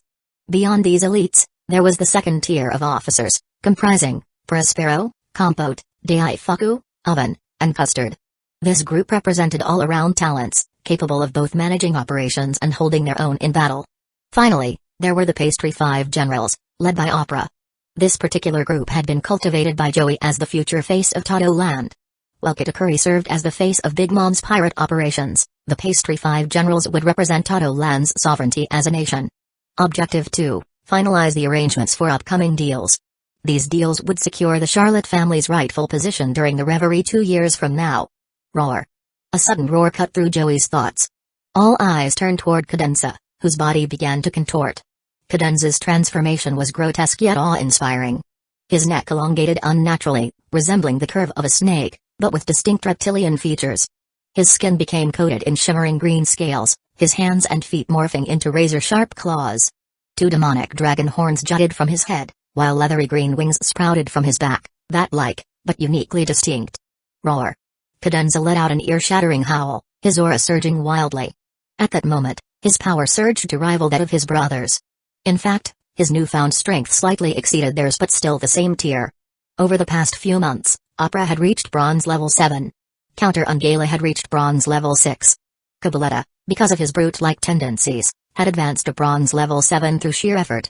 Cadenza, however, had been lagging behind at bronze level 4. But after consuming the devil fruit, his strength skyrocketed to bronze level 7 in one fell swoop. Watching Cadenza's transformation, Joey commented, "Counter, Gala, you two should take this as motivation." Understood. The two brothers nodded earnestly, determined to push themselves further. As Cadenza's roars echoed, his four brothers followed suit, their respective transformations coming into full display. An azure divine dragon spiraled through the sky. A green-winged dragon soared majestically above. A blue phoenix ascended, radiating ethereal flames. An 8-headed serpent dragon hybrid reared its heads. Finally, a ferocious sphinx roared with primal might. Ha ha ha! Despite the grandeur, the sight of Cabaletta drew laughter from the four younger sisters. His transformation, while powerful, looked undeniably odd compared to the others. Roar! Irritated, Cabaletta lunged at them in mock aggression, causing them to scatter in playful panic. Nearby, Custard decided to join the fun. Mirror clone. Using her ability, she created a duplicate of Cabaletta's sphinx form through her mirror. However, the mirror shattered moments later, unable to sustain the energy of the clone. Custard collapsed from the effort, gasping for air. Smack! Joey knocked her lightly on the head, scolding, "Your stamina can't keep up with your ability's consumption. It's fortunate the clone dissipates when the mirror breaks. Otherwise, you'd have drained yourself dry." Custard pouted, her playful demeanor intact despite the reprimand. Finally, the Pastry 5 generals returned to their hybrid forms and regrouped. Looking them over, Joey's face broke into a satisfied grin. These were his meticulously cultivated true Pastry 5 generals. Chapter 55, CP Organization. The embodiment of the Azure Dragon, wielding the mighty Azure Dragon Crescent Blade, Opera. With the power of Yamata no Orochi fruit, a snake tail flicking slightly, and holding the fearsome long snake spear, Counter. A massive green-winged dragon form, like a mythical beast, gripping the gleaming silver dragon spear, Cadenza. With a lion-headed humanoid body, hefting a golden tiger spear, Cabaletta. A bird-headed figure with wings for arms, wielding the powerful mountain-splitting blade, Gala. The 5 generals of the Tato land. This was the true force Joey had been nurturing. This was the group destined to be the face of Tato land in the future. The kind of team that brought Joey immense satisfaction. Not bad at all, Joey said with a smile, his expression brimming with pride as he gazed at his 5 younger brothers. "You 5 brats." Joey chuckled, "You've already eaten devil fruits that perfectly match your abilities. From here on out, it's up to you to grow stronger." "Yes, big brother." Each of the 5 nodded firmly, their determination clear. Joey's gaze then shifted from them to Custard, who was trying to blend into the background with a guilty smile. "Oh, no, you don't." Before Custard could escape, Joey grabbed her by the collar and lifted her. His stern voice boomed, "Custard, listen up. Don't ever try something beyond your capabilities again. Your strength isn't enough yet, and attempting dangerous feats like that is reckless. The mirror fruit is powerful, but it's a double-edged sword. If you lose control, it could backfire on you." Custard, faced with her big brother's serious tone, obediently lowered her head and said softly, "I understand, big brother." "Humphrey." Joey snorted, still a bit annoyed. "You troublemaker." "Forget it." Shaking his head, Joey looked at his adorable little sister and softened. "The mirror fruit is indeed powerful, but developing your physical strength is just as important. Remember that, okay?" "Yes, big brother." Custard replied with a small nod. Suddenly, Joey's expression changed as a thought struck him. "Wait, I have an idea." "What's it, big brother?" His siblings gathered around, their curiosity piqued. Joey fell silent, lost in thought for a moment, then turned to Opera. "Opera, your strength is the greatest among us. What do devil fruits consume when used?" "Huh?" Opera blinked, caught off guard by the question. He scratched his head before answering, "Big brother, devil fruits consume stamina, of course. It's not just devil fruits, hockey burns through stamina too." Joey nodded, deep in thought. "If that's the case, what if we could replace stamina with another type of energy? Wouldn't that make devil fruits even more powerful?" The room fell silent as everyone pondered Joey's words. Joey smiled faintly. "Let's head to the West Blue first. We can discuss the details later. But this idea is worth exploring." The ship continued its voyage as Joey retreated to his office, his mind racing. Leaning back on the sofa, Joey muttered to himself, whether it's stamina, internal energy, spiritual energy, or magical power, it's all energy at its core. Every world has its own system, it just takes the right techniques to harness it. The body refinement jutsu I'm working on strengthens every part of the body. Massaging his temples, he sighed. The real challenge isn't finding resources or talented individuals. It's getting hold of techniques. Even the lowest level ones are tightly controlled. Joey's thoughts wandered back to the time he acquired the body refinement jutsu. If the clan leader had realized its value back then, there's no way I could have bought it. It was pure luck he underestimated it. Still, he couldn't help but feel the pressure. Developing the body refinement jutsu was no easy task. Reaching the pinnacle, golden rank 9, would allow someone to challenge a platinum rank 1 opponent, even if victory was unlikely. The sheer physical strength gained was worth the effort. Late into the night, Joey stepped out of his cabin, hands clasped behind his back, and gazed into the distance. Looks like finding a suitable training jutsu will be tricky. But for me, the best choice isn't internal energy, chakra, celestial arts, or magic. All those require talent. What I need is pure energy. It's the perfect fit, a power that grows through physical training. The body refinement jutsu and pure energy were a perfect match. Like pure energy techniques were prevalent across many worlds and weren't particularly rare. Yet, despite its availability, it remained absurdly expensive. Purchasing 10,000 beasts costs 20 devil fruits. Joey murmured to himself. But acquiring a pure energy jutsu? That might set me back 30 devil fruits. He smirked, undeterred. But it's worth it. With the right upgrades, it could evolve into something incredible, maybe even an origin power jutsu. Now that I think about it, I remember seeing the Saiyan leader buying things before. I need to make him sell the key method or something like that from the Dragon Ball universe. It's the best option right now. Would he be interested in the devil fruits? Just as he was lamenting, he paused abruptly, scanning his surroundings with sharp eyes.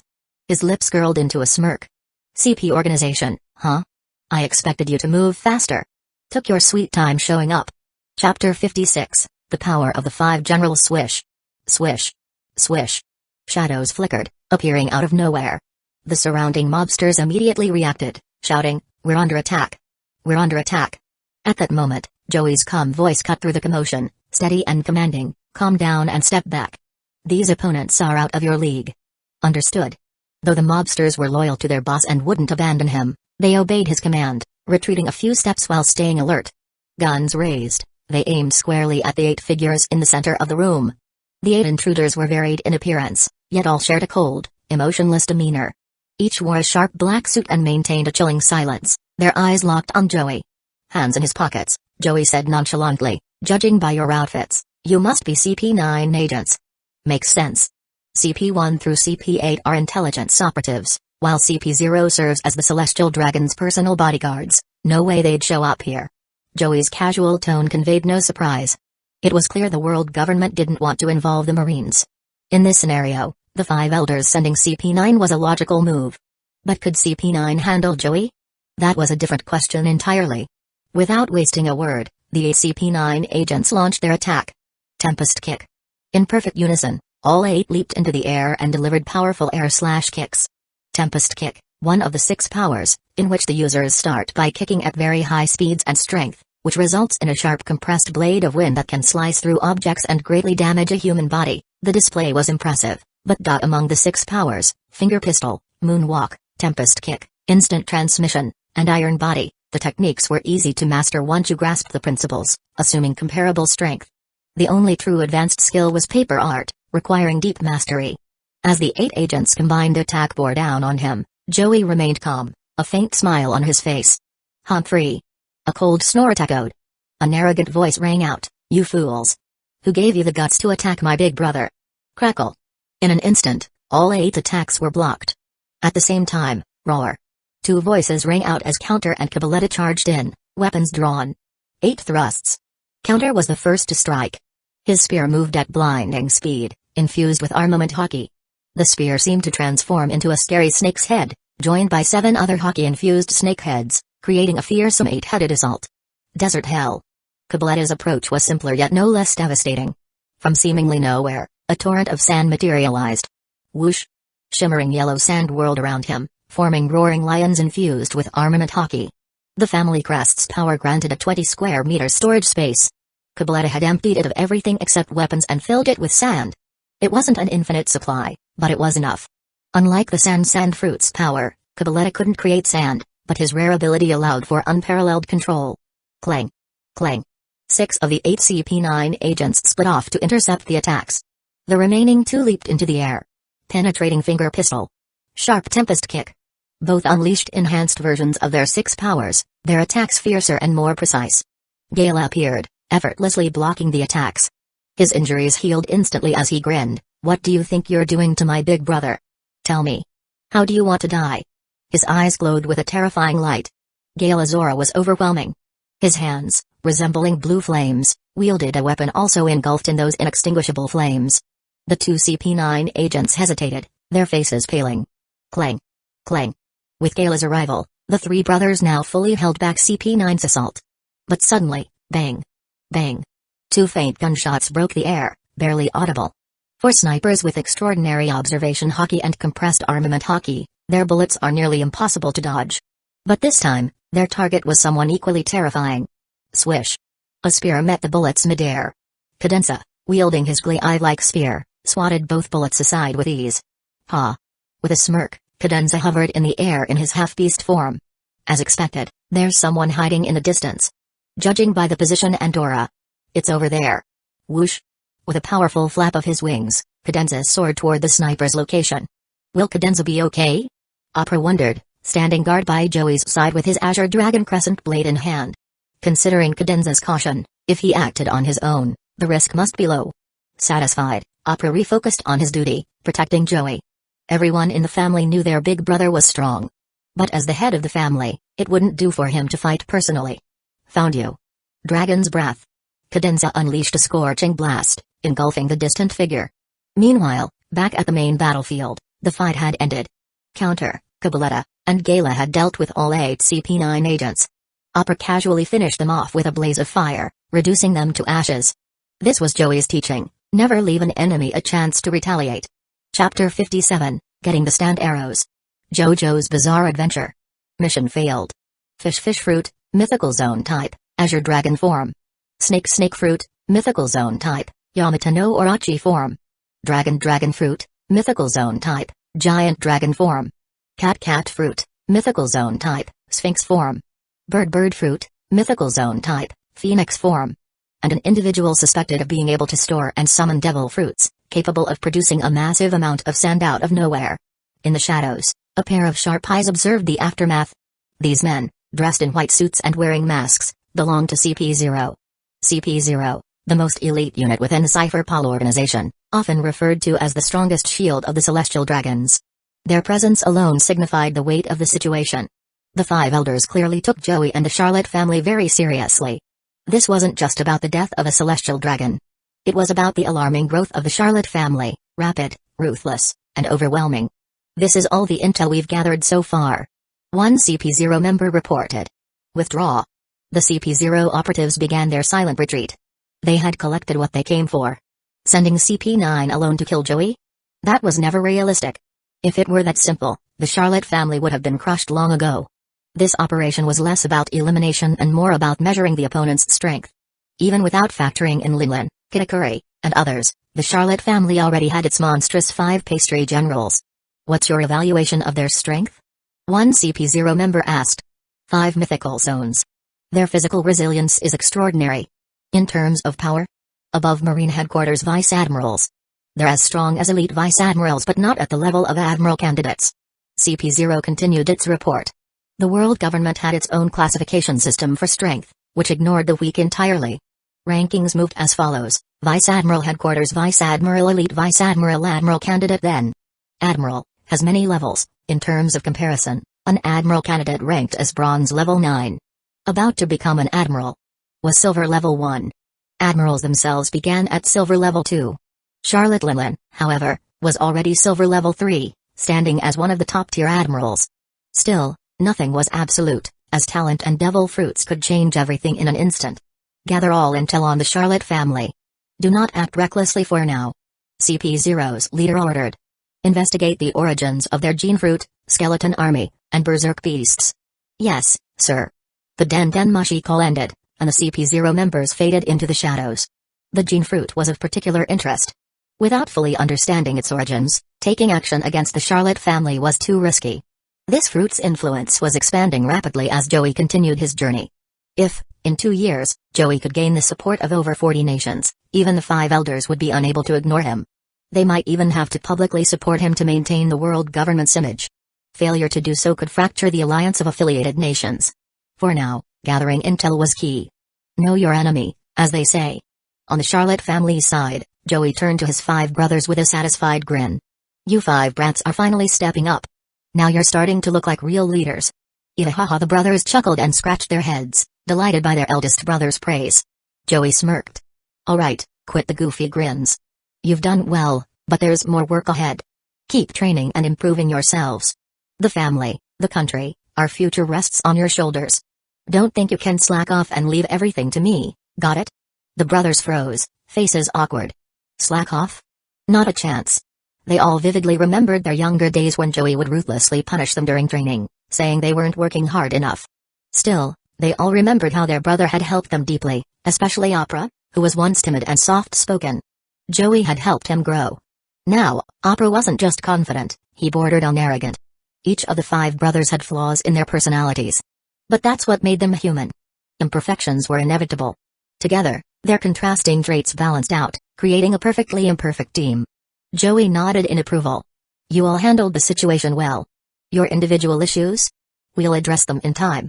For now, take the night off and get some rest. The brothers grinned like idiots as Joey headed back to the ship. Once aboard, Opera turned to the remaining crew. Stay alert. Carry on as usual. Clean up all traces of the battle and repair the damage. The Mafia soldiers responded immediately. Yes, Master Opera. Opera wasn't lacking in ability, quite the opposite. He was sharp and capable, but his arrogance often got him reprimanded by Joey. Yet even Joey could see it, Opera had grown a lot. Just as Joey settled into his quarters, a notification rang out. Joestar Clan Leader, Charlotte Clan Leader, how's the preparation? The 3-day deadline is up, the reminder made Joey pause, rubbing his temples. The last few days had been hectic, but he quickly replied. Charlotte Clan Leader, no problem, Joestar Clan Leader. Everything's ready, Joestar Clan Leader, then let's begin the exchange. A brilliant flash of light illuminated the room. Joey's 5 devil fruits vanished, replaced by 3 mysterious arrows. Joey picked them up, muttering to himself. A regular arrow. A soul arrow. And the requiem arrow. Let's see what these can do. Chapter 58, Stand, Silver Greatsword. Regular arrow. Soul arrow. Requiem arrow. What do these 3 arrows really mean? Ordinary people wouldn't have a clue. But any otaku with some knowledge knows that these arrows hail from the world of JoJo's Bizarre Adventure game. Their significance is beyond question. They can awaken stand abilities in ordinary people. The regular arrow can awaken a random stand in an ordinary person, but it usually won't be that strong. If someone who already has a stand is pierced by this arrow, it might lead to the development of new abilities. The soul arrow, on the other hand, brings forth a stand that reflects the user's soul and desires, molding it into the most fitting form for them. And finally, the requiem arrow. This one takes things to a whole new level. When a stand is pierced by the requiem arrow, it evolves into a requiem stand, often gaining incredible, reality-altering abilities. As Joey played with the 3 arrows in his hands, a sly grin formed on his face. When I think about it, these 3 arrows are perfect for me. Stand abilities really are the most suited for my needs. Hey. Joey couldn't help but chuckle. Stand abilities. To put it bluntly, they're strange and diverse, with endless possibilities. There are stands that can manipulate time, alter cause and effect, store objects, and more. In summary, stand abilities are incredibly unique. The strongest stands can even reset the universe. What's more, a stand's abilities can evolve as the user's mental strength and other attributes grow. At its core, a stand's power is limitless as long as the user is strong enough. The essence of a stand is a manifestation of the life energy within its user, a projection of their spirit. It exists and doesn't exist, like a spiritual companion hovering behind them. Understanding it this way? You're pretty much spot on. For someone like Joey, who loves to control everything, stand abilities couldn't be a better fit. Staring at the 3 arrows, Joey pondered everything he knew about stands and murmured, but there's something odd about this. The Joestar clan member I made a deal with, was he really a JoJo? Every member of the Joestar family is called JoJo.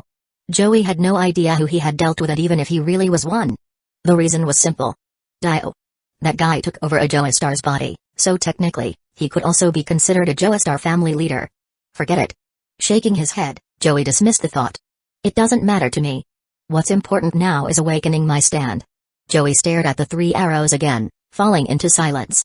In theory, he definitely had the potential to awaken a stand. But, what if he failed? Fear? Anxiety? It wasn't unusual to feel this way. It's just human nature. Even though Joey had grown over the past 14 years into a capable leader, he was still human. He liked beauty, power, and wealth. And he also feared death. That wasn't strange at all. It was human nature. Ha! Joey exhaled deeply, letting out the tension inside him. He muttered, I just need to calm myself down. No matter what, I can't give in to fear. The soul arrow will awaken the stand most suited to me. I need to overcome my fear of death and stay composed. Joey carefully stored the 3 arrows. For now, he needed to steady his mind. First is the soul arrow, then the regular arrow, and finally the requiem arrow. Still, it wasn't the right time to use them yet.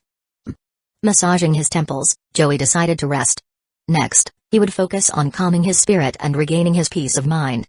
The next day on her way to Joey's room, Brûlé felt something was off. Her big brother was never one to slack off. If anything, he was the opposite, a diligent and serious man. He was always either studying or strategizing for the future. Every day, without fail, Brûlé could see her brother's warm smile. But today, he was nowhere to be seen. That was strange. If Joey planned to take a break, he would have ensured everything was taken care of first. Knock, knock. Standing at his door, Brûlé knocked gently and asked, Big brother, are you okay? Are you feeling unwell? From inside, Joey's calm voice replied, Brûlé, I'm fine. I just need some time to settle my thoughts. Stick to the usual plans for now, and don't disturb me, not even for meals. Afternoon tea is cancelled. What? Brûlé froze in shock. Afternoon tea? Cancelled? In the Charlotte family, afternoon tea was sacred, a tradition they would never skip. Their obsession with desserts was practically a religion.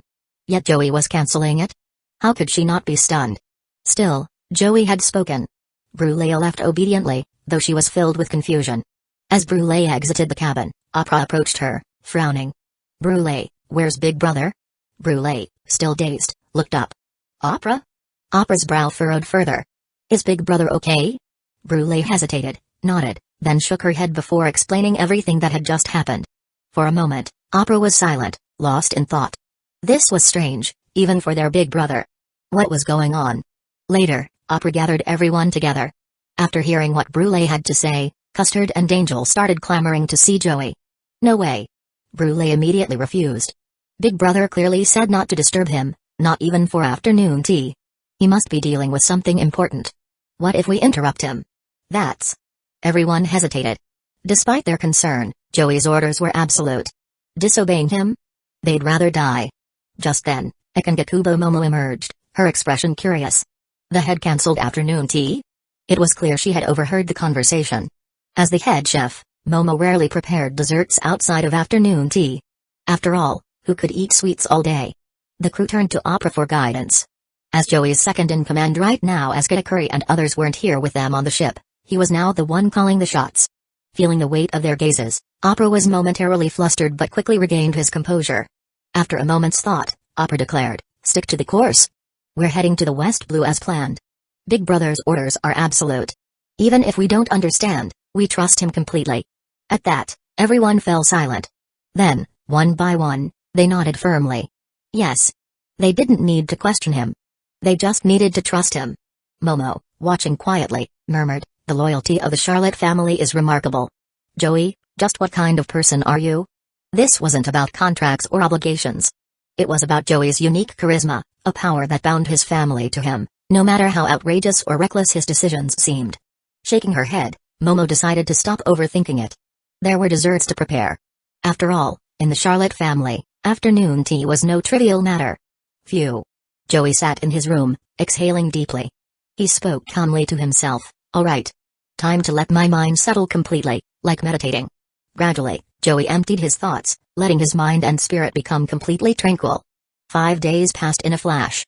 During this time, Joey didn't eat or drink. His mental focus sharpened to its absolute peak. Fear of death? That no longer meant anything to Joey. He had transcended any fear of dying. His spirit was honed to perfection. Suddenly, Joey's eyes snapped open. His amber gaze, once warm and gentle, now shone with piercing sharpness. At that moment, Joey seemed like a blade, razor-sharp and unyielding. But soon, the sharpness in his eyes vanished, replaced by an overwhelming sense of authority. This wasn't ordinary charisma. It was the commanding presence of a ruler. The kind of pressure that only someone who holds ultimate power can exude. In those 5 days of fasting and meditation, Joey had pushed himself to his very limits. His voice, hoarse but steady, murmured, "I've reached my limit. My spirit, my energy, they're all at their peak. But this isn't the end." Joey wasn't done. He was building something. The aura of dominance radiating from him grew even stronger. This wasn't conqueror's hockey. It was pure, unadulterated authority, the aura of one who commands empires. When an emperor is enraged, thousands fall. How many could even stand under such pressure? This was the true oppressive power of a ruler. And now, Joey was cultivating that aura to its absolute peak. Suddenly, his terrifying presence peaked. His eyes flashed with determination as he drew the soul arrow. Thwack! Without hesitation, Joey pierced his own heart. Even in what looked like a suicidal act, Joey didn't waver for a moment. There was no fear in his eyes, only resolve. The arrow drove straight through his heart. From beginning to end, his expression didn't change. That oppressive aura remained unbroken. Drip. Blood trickled down from the wound, pooling on the floor. For a moment, it seemed like Joey had reached the brink of death. But then, a silver light burst forth from his body. It proved one thing: Joey's spirit was strong enough. He had the talent to pull this off. Joey's stand awakened. The wound in his heart began to heal, and his strength gradually returned. As he recovered, his body and mind steadied. Phew. Joey let out a long exhale, suppressing all his oppressive energy. Once again, he became the gentle, caring older brother. Placing a hand over his chest, he felt his heart beat. With a soft smile, he murmured, "It worked." Those 3 words carried a quiet satisfaction. Joey stretched his arms, stood up slowly, and, for a moment, he swayed. It wasn't surprising. After 5 days of mental strain, letting go suddenly left him a little lightheaded. Even with Joey's strength, this kind of focused effort wasn't something he could harness effortlessly. At that moment, a silver figure appeared behind him. She gently supported Joey before he could collapse. Joey turned to look at the stand that had manifested behind him, momentarily stunned. Staring at his stand, Joey murmured, "Is it because I'm not from JoJo's world? My stand seems unique." Stand name, Silver Greatsword, Chapter 59, Legion Type Stand. Exquisite, elegant, and perfectly symmetrical features. She was a flawless blend of Eastern and Western aesthetics. Skin as white as snow. Lips as red as blood. Silver hair cascading down to her waist. And her height? Almost a perfect 190 centimeters. How to describe her? Beautiful, long-legged, not exactly a drop-dead gorgeous face, but still flawless. She was the very definition of a perfect woman. Her silver hair gleamed. Her silver armor sparkled. And she carried a massive silver sword. Yes, everything about this woman was silver. She wore medieval knight's armor, complete with a heavy sword to match. Joey stared at his stand in silence. He wanted to complain but didn't know where to start. Honestly, Joey wasn't the same kid who used to complain about his mom all the time. He'd grown up, matured. Nowadays, he rarely felt the need to complain about things. But right now, there was no way he couldn't complain. In his original world, stands came in all shapes and forms, human-like, mechanical, and even bizarre, abstract forms. But this was new. Joey's stand looked exactly like a human. This is. He opened his mouth, then closed it, rubbing his temples as he tried to calm down. Finally, he grabbed a chair and sat down. The stand, named Silver Greatsword, floated quietly a few inches above the ground. She was beautiful, sure, but completely emotionless. She simply stood there, her sword on her back, silently awaiting Joey's command. Rubbing his temples again, Joey muttered, "What was I even thinking when I awakened my stand? I think I wanted a legion under my control? A legion? A whole army?" Suddenly, Joey snapped out of his thoughts and turned around. And sure enough, where there had been only one silver greatsword, now there were 2. Then 4. Then 8. And in the blink of an eye, there were 16. Finally 47. Joey stared at the scene, completely frozen. What? Question mark. Confused and overwhelmed, Joey mumbled, "Is this my doing? Or is it because of my silver rank level 3 power? Does that mean I really created a multi-stand? No, wait. A legion type stand?" Stands typically fell into categories: close-range power types, long-range manipulators, automatic remote types. And as everyone knew, stand users only got one stand. Just one. But Joey? He had a whole legion. And legion-type stands were usually weak individually. But Joey glanced at his stand again and couldn't shake the feeling, this thing is a total cheat code. Rubbing his chin, Joey analyzed, "So, I've got a Legion-type stand. I can summon 47 at once, all identical, all equally strong. Their power doesn't diminish no matter how many I summon. Still, a new problem arose: how to control all 47 stands. This was going to be tricky. Taking a deep breath, Joey shook his head and said, "Forget that for now. First, let's focus on the stand's stats and abilities." Honestly, Joey didn't know much about his stand yet. Not surprising, it had just awakened. He needed time. Only through battles and experimentation would he uncover its full potential. Fortunately, Joey had the family system on his side. "System," he said, "show me my stand's stats." Silver Greatsword, type, Legion type stand, destructive power, a speed, a precision, a development potential, a durability, a range, B, 30 meters, abilities, none. What the? Joey was speechless and excited. This stand was exactly what he'd envisioned. As a king, I wanted an army that would follow my every command. He muttered. A stand with A-rank stats across the board, destructive power, speed, precision, durability, and even growth potential. This wasn't just a well-rounded fighter. This was a perfectly elite warrior. Wait. He mumbled. How strong are A-rank stats, exactly? He wasn't expecting anything crazy right away. Stands needed time to grow, even if their user was powerful. Joey's own strength set the stand's upper limit. But its current power would depend on his life energy and mental strength. In theory, if Joey's energy and spirit grew stronger, so would his stand. And his stand, well, it had the potential to become terrifyingly powerful. Even compared to legendary stands like Star Platinum, Joey's Silver Greatsword was no slouch. Its range extended up to 30 meters, which, while not long, was still respectable. "Alright," Joey said. "Time to test it out." With a flick of his mind, Joey commanded the stands to move. Effortlessly, all 47 stands sprang into action. "It's like an extension of my own body," Joey murmured. "They move as naturally as my own limbs. Controlling them feels almost instinctual." He directed the stands toward the edge of their range. As soon as they hit the 30-meter mark, they stopped dead. No matter how hard he tried, they couldn't move farther. "Well," Joey said, standing up, "I've got the basics figured out. Time for a proper test." Joey stepped out onto the deck of the ship, the sunlight glinting off the endless blue sea. "What a beautiful ocean," he muttered. "Big bro?" X5 The 5 Opera brothers spotted Joey and hurried over. "Are you okay?" Opera asked, worried. Joey smiled gently. "I'm fine. In fact, I've just gained a new ability. Why don't you guys help me test it?" "Huh?" The brothers exchanged confused glances but nodded. Standing with his hands in his pockets, Joey grinned. "Be careful, little guys. You might get hurt if you're not serious." Hearing this, the brothers instantly shifted into their hybrid forms, eyes sharp and ready. They knew better than to underestimate their big brother. What followed was chaos. Joey's stands moved like shadows, invisible to the naked eye. The Opera brothers couldn't see a thing but quickly activated their observation hockey. "What the hell?" Opera exclaimed. "We're surrounded." All 20 stands had formed groups of 4, creating diamond-shaped formations to break through the brothers' defenses. The result? A flawless strategy. Each brother was isolated and overwhelmed. Joey watched with satisfaction. The average power level of each stand is about bronze rank 5, but their teamwork is incredible. Strength, speed, precision. Everything is top tier. Plus, they grow stronger the more they fight. He couldn't help but feel proud. Pure physical power. No gimmicks, no flashy abilities. Just raw, unrelenting force. And that was enough.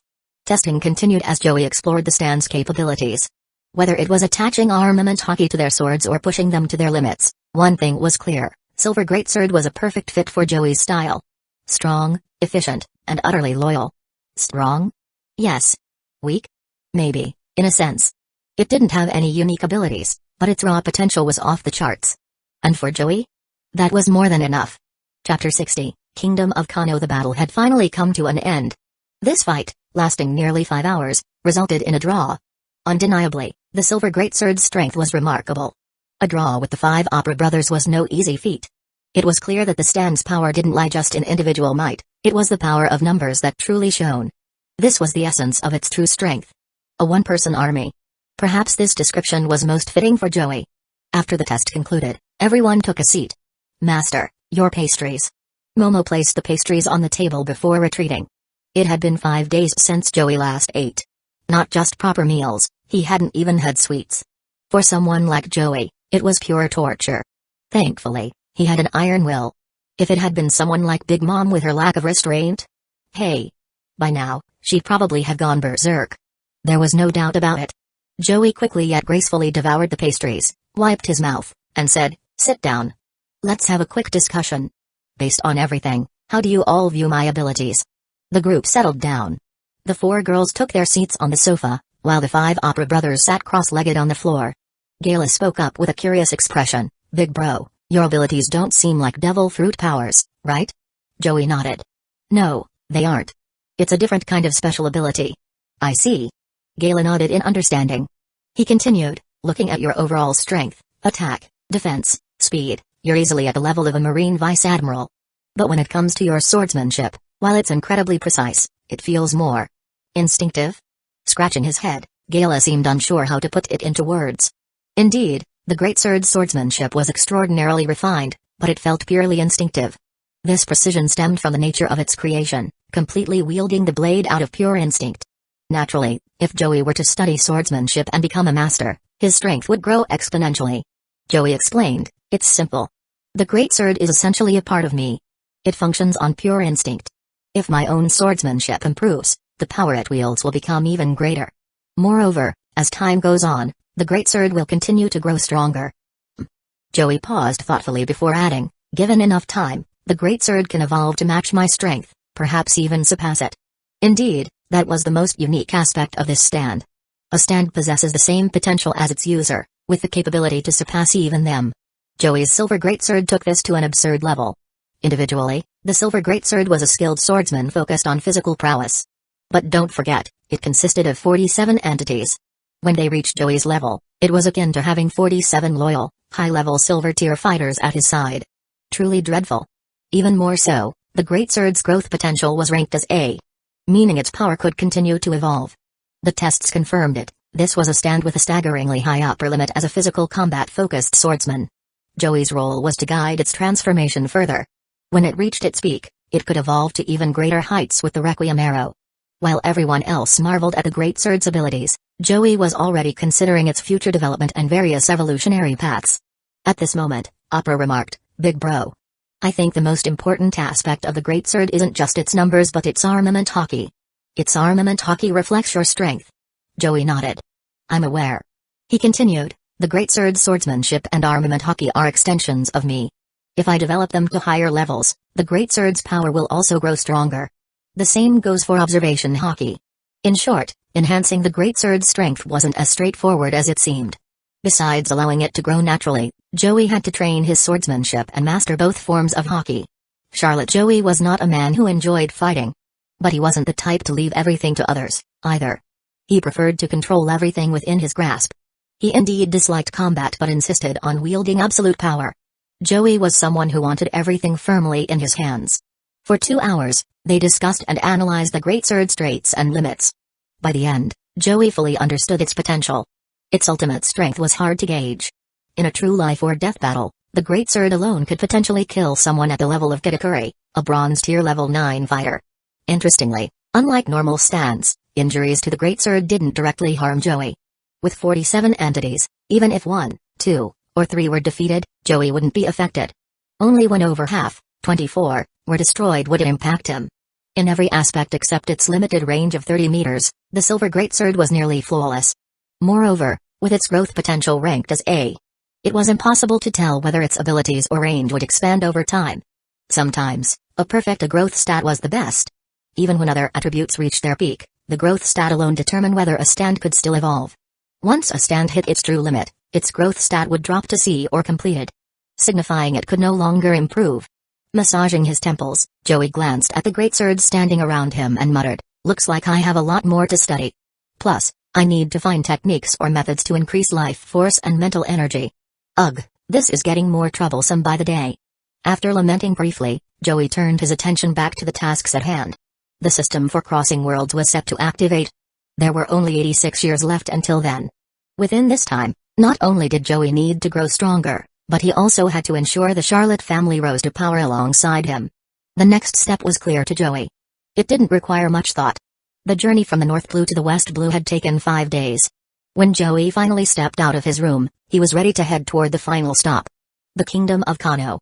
As one of the world's most renowned and powerful nations, the Kingdom of Kano boasted an impressive military force known as the Happo Navy, Happo Army. This military strength was a testament to the nation's prominence and power. Joey's goal? To further strengthen his ties with the Kingdom of Kano's ruler. 3 days later, Joey finally arrived at the 9th and final stop of his journey, the Kingdom of Kano. Of course, he still remembers to capture those two giants, Dory and Brogy, on the way back. Losing them wasn't an option. The ship docked with a loud whoosh as it approached the shore. Joey smiled and said, "Miss Hana, it's been a long time." The person who greeted him was a stunning woman in her early 30s. She was the ruler of the Kingdom of Kano, Hana. Hana had taken the throne at a young age and led the nation to new heights, transforming it from a strong country into a bona fide superpower. From every angle, Hana was a remarkable figure, a woman to be reckoned with. Joey and Hana had been business partners for years. Walking with grace, Hana greeted him with a smile. "Lord Joey, it has indeed been some time. May I ask what brings you here today?" Without waiting for an answer, she continued, "Well, whatever it may be, I've already prepared a banquet. Lord Joey, please, follow me." Joey smiled back. "Of course." The two boarded a carriage that carried them deeper into the Kingdom of Kano, toward its heart, Peony City. The Kingdom of Kano had 99 cities, each named after a different flower. While the nation didn't normally participate in global conferences or really ally itself with the world government, it was a true superpower unlike others like Fishman Island or Germa Kingdom. The nation boasted an impressive standing army of 300,000 soldiers, spread across the 99 cities, each with 30,000 troops. In addition to these forces, Hana commanded a personal guard of 3,000 elite soldiers, bringing the total to a staggering 3 million. This level of military might was only possible for a nation with a population of over 45 million, a jaw-dropping figure. The Kingdom of Kano wasn't just a single island. Surrounding it were 79 additional islands, all under its jurisdiction. Even when the Kingdom of Kano faced defeat in wars, it was limited to 1 or 2 islands falling, hardly a significant loss. This was the sheer power of the Kingdom of Kano. As for the reason Joey and Hana got along so well, it was simple. 40% of the genetic, gene, fruits Joey sold were purchased by Hana. Clink. As they settled into their seats at the banquet, Joey chuckled. "Miss Hana, you've outdone yourself. Gathering desserts from all over the world must have been no small feat." Hana responded with poise, "Gathering world-class pastry chefs? That's a simple task for someone like me."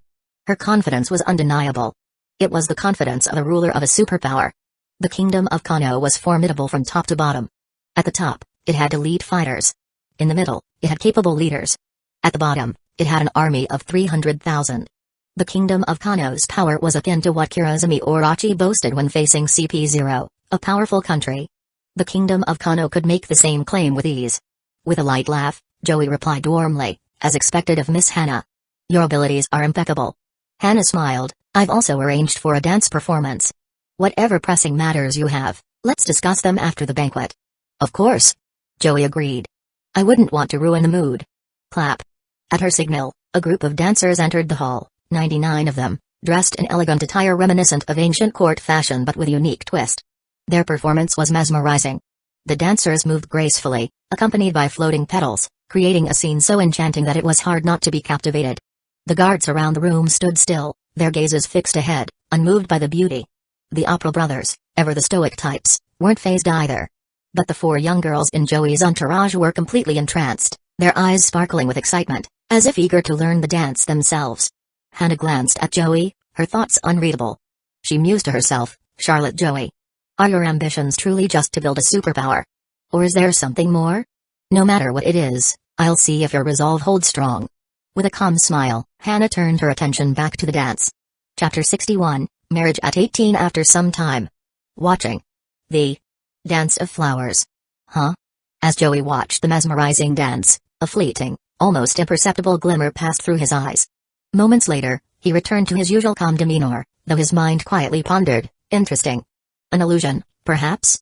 Joey had never underestimated this world. Though this world lacked certain specialized training systems, it was far from ordinary.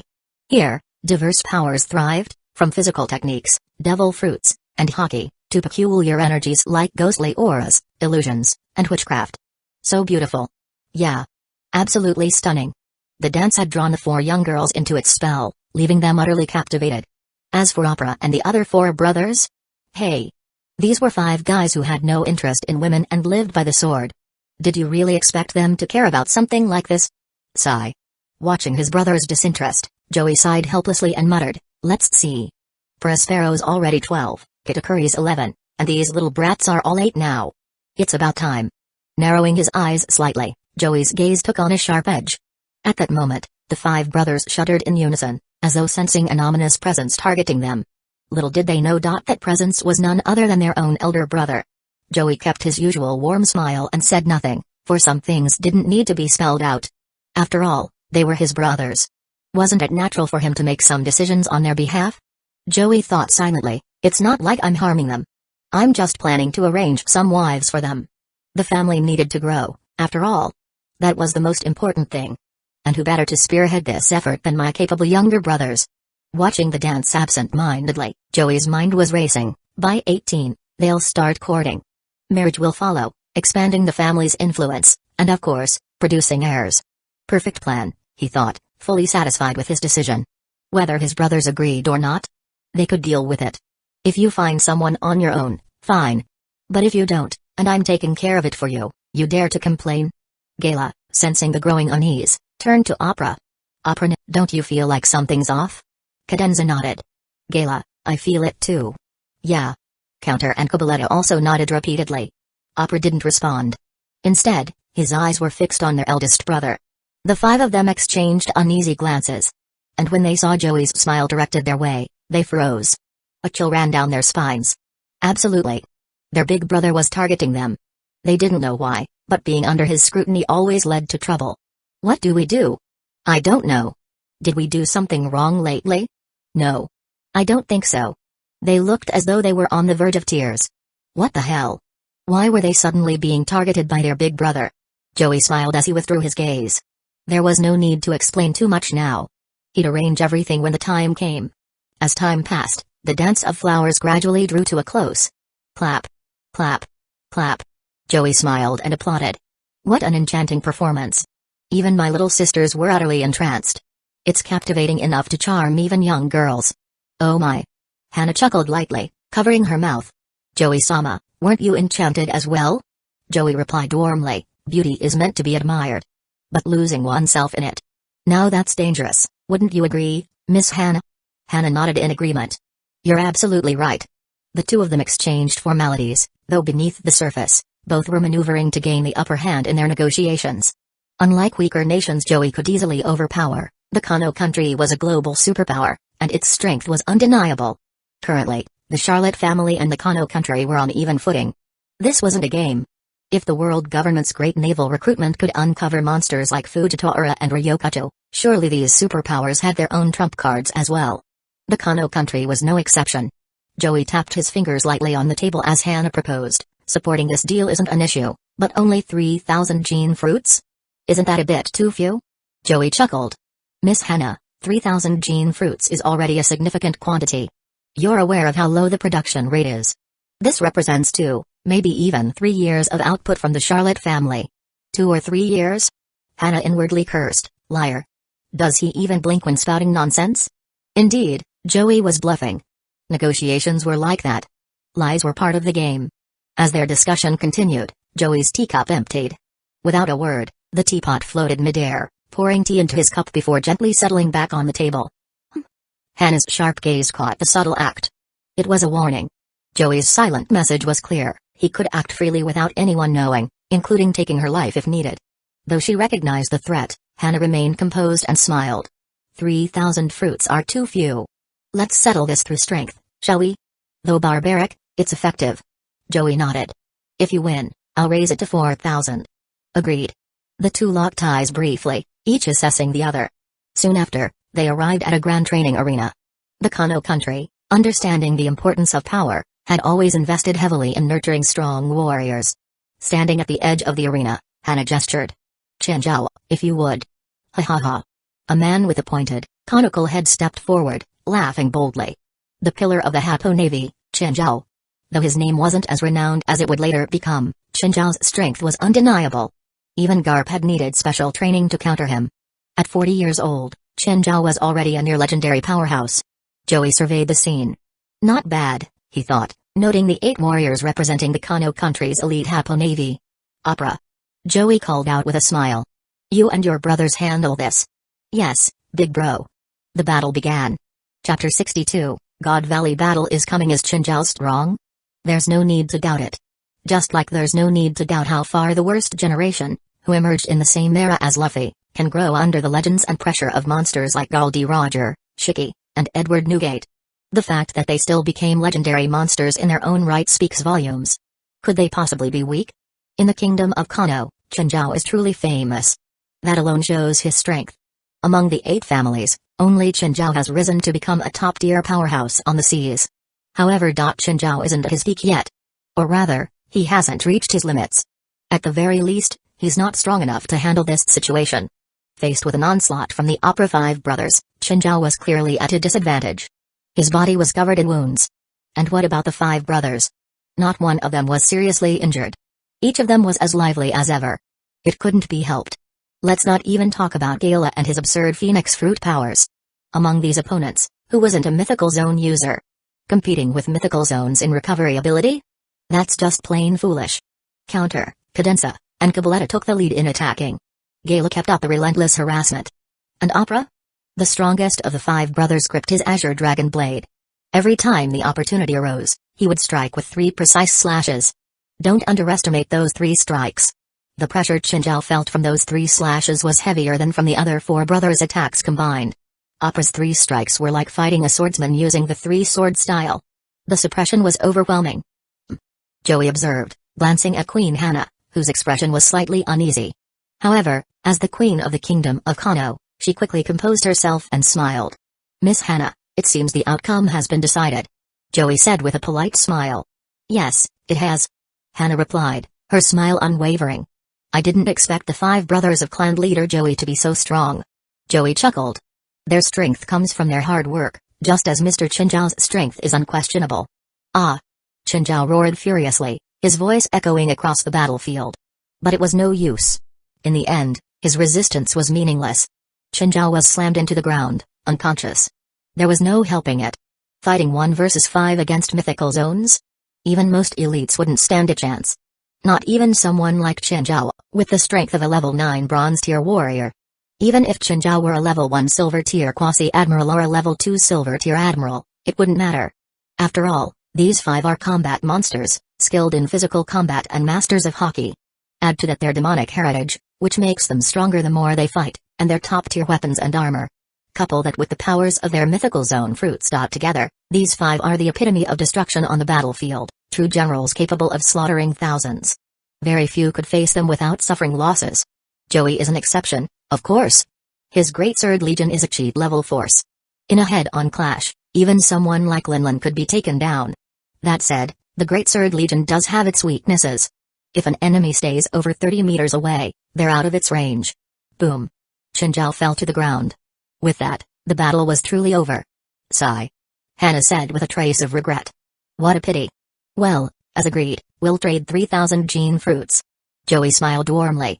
Of course, Miss Hana. However, you'll have to pick them up yourself. In 2 months, come to Cake Island to collect them. Hana nodded. Agreed. Joey extended his hand with a smile. A pleasure doing business with you. Hana shook his hand and replied, likewise. With that, the deal was sealed. But Joey had no intention of delivering the goods himself. What a joke. The Charlotte family has no such tradition. Besides, too many eyes are watching. If something goes wrong, it could spell disaster. It's safer for Hana to retrieve the goods herself. After all, the kingdom of Kano has a much grander reputation than the Charlotte family. The Charlotte family's rise to power only began 4 years ago. They're still considered upstarts.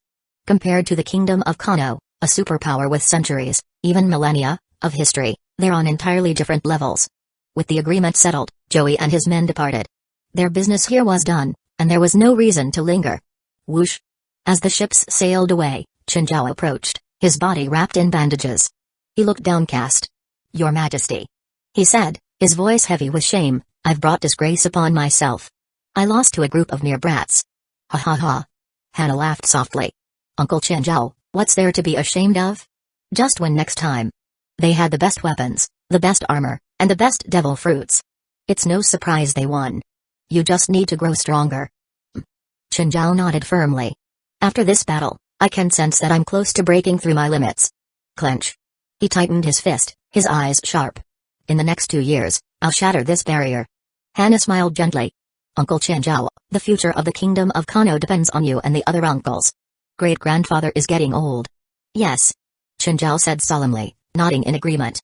The kingdom of Kano has always been managed by one family. The 8 families of the Hapo Navy are all relatives of Hana, royal kin. And the strongest in the kingdom of Kano is their great-grandfather. Leadership has always stayed within the family. Losing 1,000 gene fruits didn't bother Hana. Though they lost the battle, Chinjiao's potential to grow stronger outweighed the loss. The difference between one powerful warrior and 1,000 ordinary soldiers was clear. In her heart, Hana thought, Charlotte Joey. You truly are terrifying. The Charlotte family, the Big Mom pirates, you're not taking it one step at a time. You want to reach the top in one giant leap.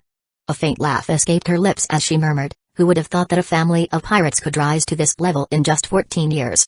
With that, she shook off her thoughts and turned to leave. In this world, life doesn't stop for anyone's absence. As the queen of the kingdom of Kano, Hana had plenty of responsibilities to deal with.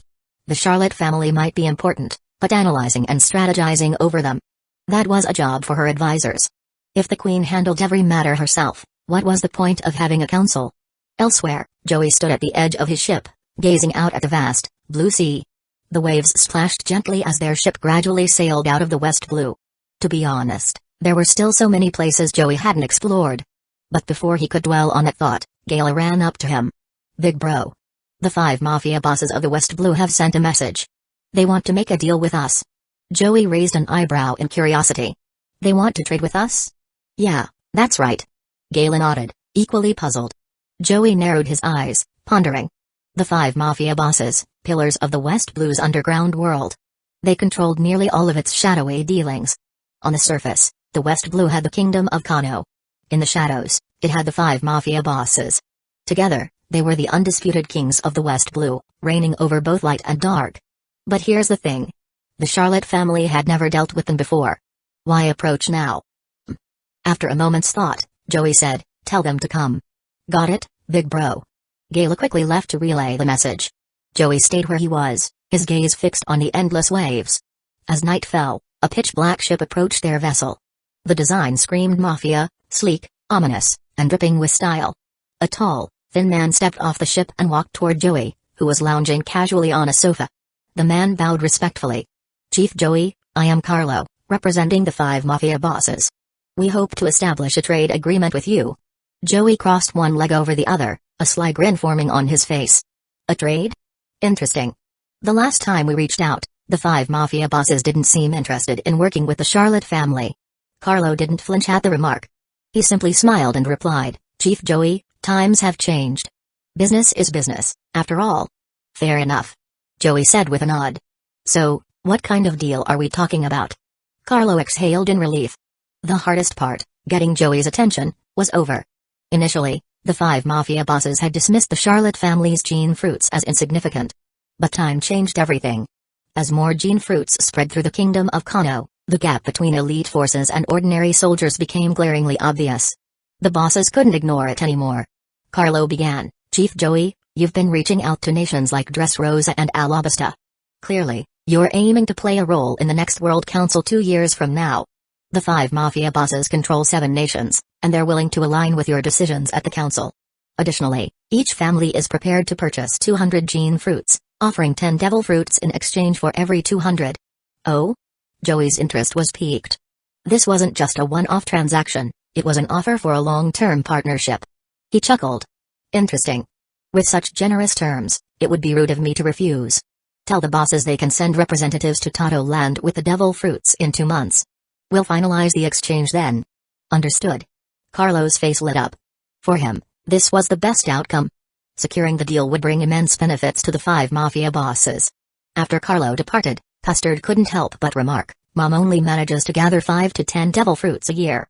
These guys just offered 50 in one go, even if they're low-quality or unknown ones. That's insane. Broy chimed in, it's not that surprising. These mafia families have ruled the West Blue's underworld for centuries. Their resources must be terrifyingly vast, just like the kingdom of Kano. They've had time to accumulate insane wealth. The crew nodded in agreement. It was true. Any nation or organization with centuries, or even millennia, of history was bound to be rich. Just look at the world government. Who knows how deep their coffers run? All right, Joey said, cutting into the conversation. Prepare to set sail. Our next destination is the Grand Line, Little Garden. We need to pick up those two. The crew's expressions sharpened with determination. They all knew this mission was crucial. The 10,000-strong giant tribe was the key to everything. As the ship adjusted its course, Joey glanced toward the horizon, his voice low but resolute. This journey might be coming to a temporary pause, but it's far from over. There's still so much left to do, visiting the Long-Arm tribe, the Long-Leg tribe, the Three-Eyed tribe, the Snake-Neck tribe, the Skypians, Ohara, and beyond. Shaking his head, he muttered, but for now, we can't delay any longer. Mom's already warned me, Rock's pirates are on the move. It's time to act. God Valley. Time to return home to prepare my next move. Chapter 63, Final Stop Splash. The waves growled non-stop as the ship sailed directly toward the Grand Line. As the ship crossed Reverse Mountain, another ship was already waiting for Joey and his crew at the Grand Line. Brothers. Big Bro. A man with fiery red hair and a shirtless torso, his presence as intense as his appearance, shouted loudly. It was Charlotte Oven. At this moment, Oven was steering an enormous ship, large enough for giants to live on comfortably. Up in the air, Opera called out excitedly, Oven. Oven looked at him and laughed, Opera. Clearly, these few months apart had made their reunion all the more joyful. Oven, along with Charlotte Perospero and Charlotte Daifuku, were responsible for protecting their family and younger siblings. None of them dared let their guard down, even for a moment. Soon, the two ships met. After a brief exchange, Joey's crew transferred to Oven's massive ship, leaving only a handful of people to pilot the original ship. Oven looked at Joey with excitement. Big Bro. Joey nodded at the much more mature-looking Oven. Oven, you've done well. You've grown a lot. Hee hee. Oven scratched his head with a shy smile. Joey always believed in the potential of his siblings. Despite the short time apart, he was confident that this period of training had elevated all of them, whether it was Perospero, Daifuku, or even the younger ones like Broe. As they reunited, Oven noticed Akingakubo Momo, who was carefully directing the crew to move cooking equipment. He approached her gleefully. Chef Momo. It's been so long. Momo gave him a helpless look. She had to admit, while the Charlotte family was talented and full of prodigies, they all had one major weakness, their obsession with sweets. It wasn't just a craving, it was almost pathological. If they couldn't eat desserts, they would lose control completely. Master Oven. Momo replied respectfully. Hee hee hee. Oven chuckled. He was especially happy today because he had fought Daifuku for the honor of welcoming Joey and won. The real reason, though? Momo was here, and with her, the best desserts imaginable. Missing out would have been heartbreaking. Joey, fully aware of his family's sweet tooth, chuckled to himself. All right, Oven. Joey interrupted, don't bother Chef Momo. Did you prepare everything I asked for? Oven immediately snapped to attention. Big Bro. Everything's ready. Even ancient giants wouldn't stand a chance against what we've prepared. Confidently pounding his chest, Oven declared that the top-tier supplies on board could subdue any giant, no matter how powerful. Good. Joey nodded in approval. With everything in order, Joey gave the order. Set sail. Final stop, Little Garden. No problem, Big Bro. Set sail. Everyone sprang into action as the two ships sped off at an incredible pace. The journey to Little Garden from Reverse Mountain didn't take long at all. The Grand Line was an extraordinary sea, home to a variety of unique islands. Some islands boasted advanced civilizations, while others were trapped in ancient times. Little Garden was one of those ancient islands, a place where humans held no power. Dinosaurs and massive prehistoric beasts ruled the land. The island's name, Little Garden, came from how it resembled a giant's personal garden. Few dared to visit such a place, but today, the Charlotte family had arrived. As their ship docked, the crew gazed in awe at the island's towering trees and oversized landscape. Wow! Exclaimed Custard. This island is huge. Everything here is so gigantic. Broe, always the little know-it-all, added, that's why it's called Little Garden. It's like a giant's garden. Really? Custard's eyes sparkled. This all formed naturally? Of course. Broe explained proudly. The Grand Line is full of unique islands. Some are highly advanced, while others are stuck in ancient times. It's all because of the unique conditions of this sea. Custard, alongside her sisters Angel and Brule, listened in awe, impressed by Broe's knowledge. With a haughty hum, Broe puffed out her chest, clearly enjoying the attention. The older brothers couldn't help but smile at their youngest sister showing off. Joey decided to step in. Alright, enough chit-chat. Time to work. Custard, go with Oven and start collecting rare animals, plants, and insects. Put everything in the mirror world. Custard saluted confidently. Got it, big bro. Oven grinned. Try to keep up with me, Custard. Don't worry, Oven. I'll be fine. The two headed off, leaving Joey to focus on his other tasks. Why collect animals and plants? It was simply Joey's personal hobby. Everyone in the Charlotte family had quirks. Their mother loved collecting races. Joey, on the other hand, had an obsession with rare and fantastical flora and fauna. The zoo he built on Tato Land was filled with extraordinary creatures. Flying beasts, aquatic wonders, and exotic plants. It was a collection Joey prided himself on. Joey turned to Opera and a few others. Take the supplies and deal with Dory and Brogy. Don't worry, their strength has diminished over the years. Their weapons are broken, and they've been out of practice. Understood, big bro. The group nodded, ready to act. Dory and Brogy were once the captains of the giant warrior pirates. Their current strength was around bronze level 9, barely scraping silver level 1. Time had dulled their power significantly. Joey had already studied their stats. The decline wasn't just their fault, numerous factors had contributed. In their prime, giants reached their peak around 200 years old, meaning Dory and Brogy still had room to grow. Theoretically. As Joey walked through the island with Angel, Brule, and Broy, Angel asked curiously, Big bro. Are there many islands like this in the world? Joey shook his head. No one knows, really. The world is vast, and no one has set foot on every island. Why not? Angel tilted her head. Broy explained smugly, because there are too many islands, and it's impossible to explore them all. Oh. The girls nodded, somewhat understanding.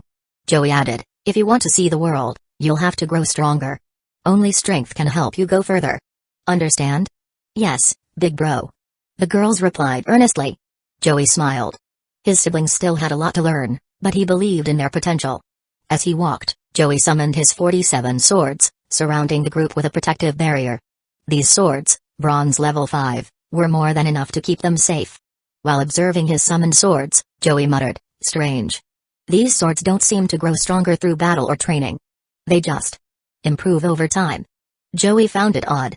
Normally, stand abilities grew through mental and physical challenges, but his swords seemed to evolve naturally. Was it because of his own strength? Joey couldn't shake the mystery, but he decided to focus on the task at hand. Chapter 64, Heading Back to the New World. The Silver Greatsword? A fascinating stand-in. Joey still needed to study it carefully. Right now, he only had a sketchy understanding of his own stand.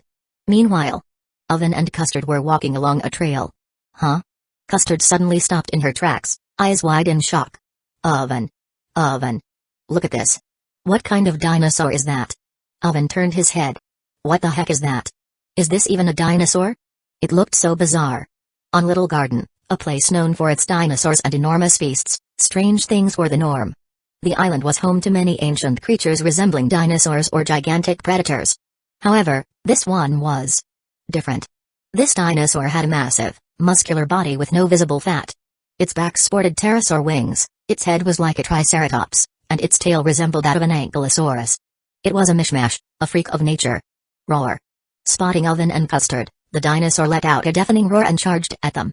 Custard panicked. Oven. What do we do?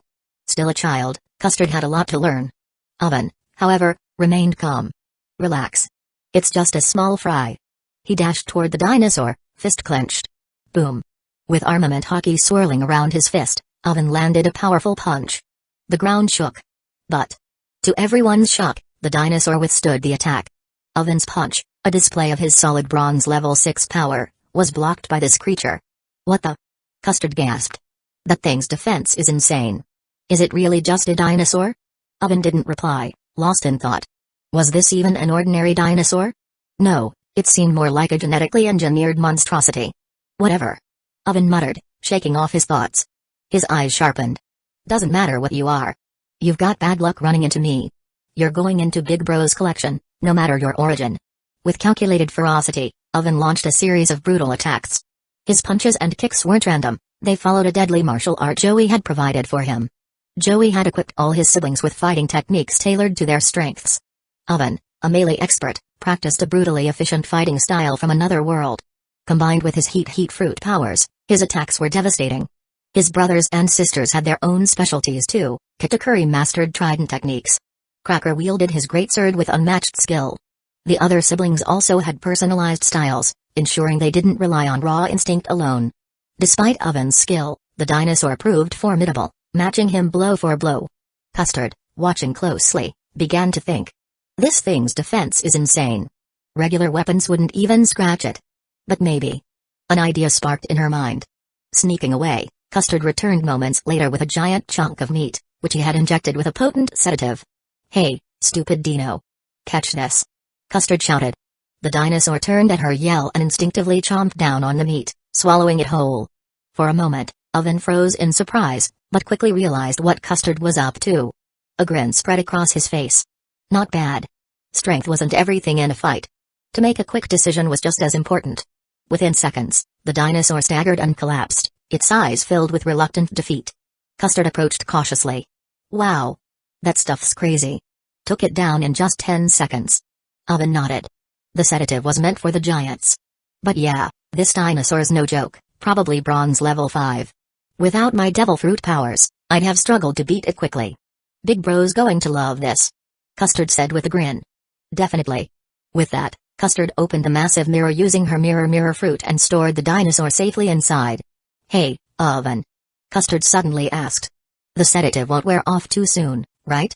It'd be a pain if it woke up." "Don't worry," Oven reassured her. "Without the antidote, it'll stay knocked out for a month. Plenty of time.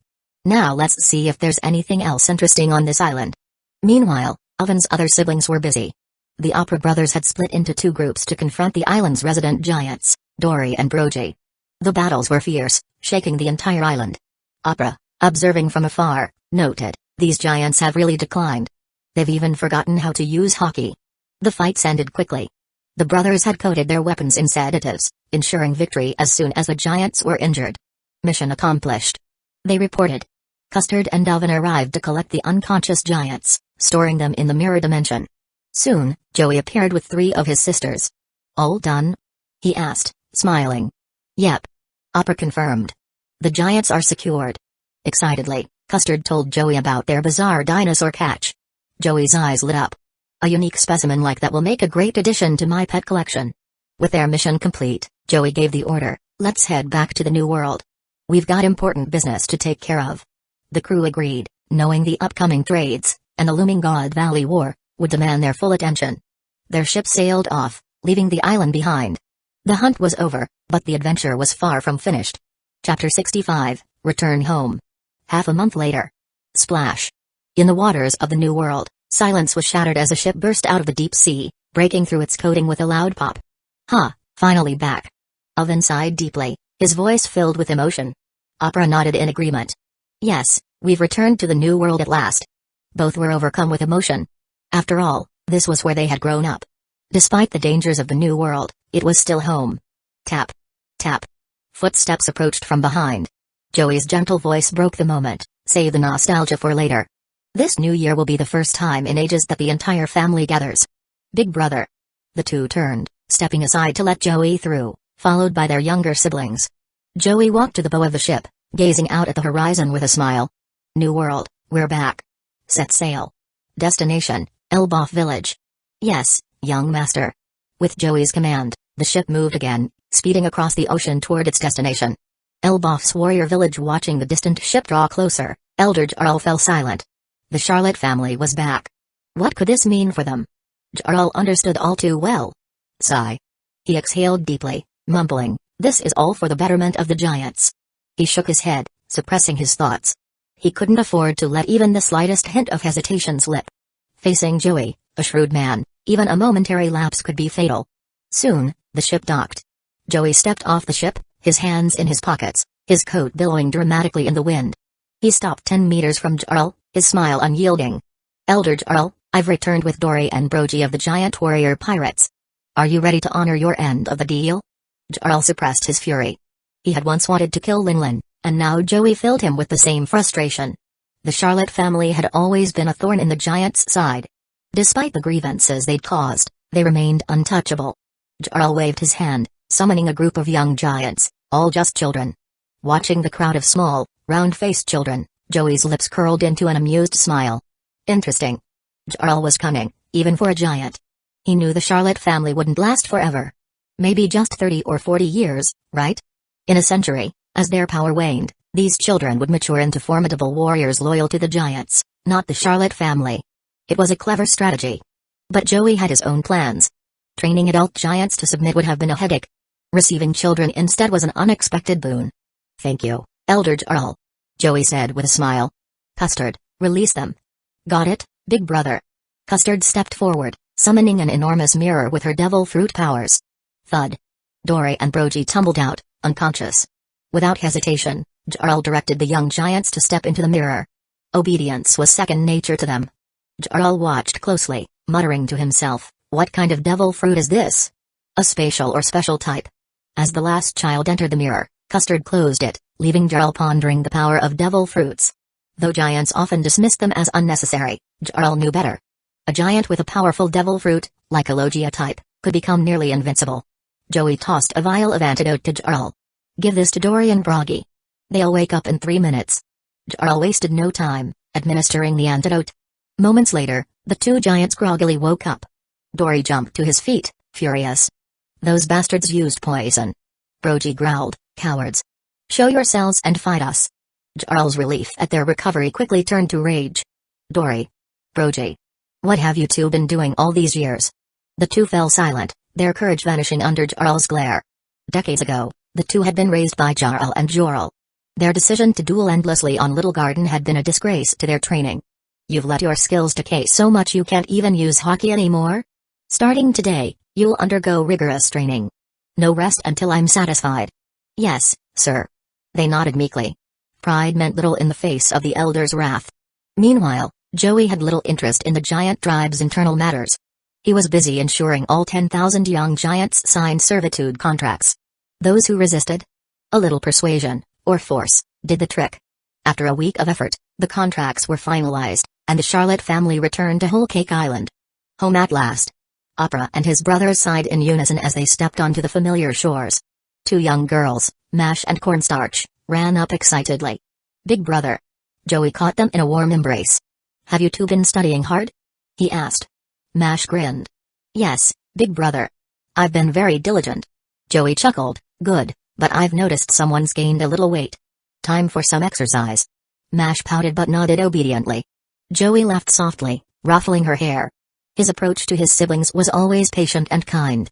The other siblings, Zakato, Nustort, Vaskart, Dasmarka, Noiset, Moscato, Campo, and Lauren, soon gathered around, all smiles. You've all been behaving while I was away, right? Zakato, now 6, proudly answered, yes. We've been listening to Prospero and training hard. Good. Joey replied with a nod. As they made their way home, Joey's smile deepened. Surrounded by his family, he felt at peace. This was home, a place where love and loyalty thrived. Back at the castle, the entire family gathered in the meeting hall, even the youngest members. Though many didn't understand the discussions, they sat attentively, learning by simply being present. The Charlotte family was thriving, their influence stronger than ever. Chapter 66, The Future Plans of the Charlotte Family. The Charlotte family now had 23 members. And back in the meeting room, everyone took their respective seats. Joey sat casually on the sofa, scanning the room before breaking the silence. Prospero, the people I told you to prepare, are they ready? Prospero quickly responded, big bro. The 500 Death Squad members you requested are ready. Joey, however, shook his head. We don't need that many anymore. Custard has eaten the mirror fruit, so there's no need for so many sacrifices. Huh? Prospero froze for a second but then beamed with joy as he looked at Custard. As the eldest son of the Charlotte family, he knew very well what it meant when their big brother handed out devil fruits. Custard being granted the mirror fruit symbolized her growth, it was an acknowledgement from Joey. And when a little sister grows up, what kind of older brother wouldn't be proud? He.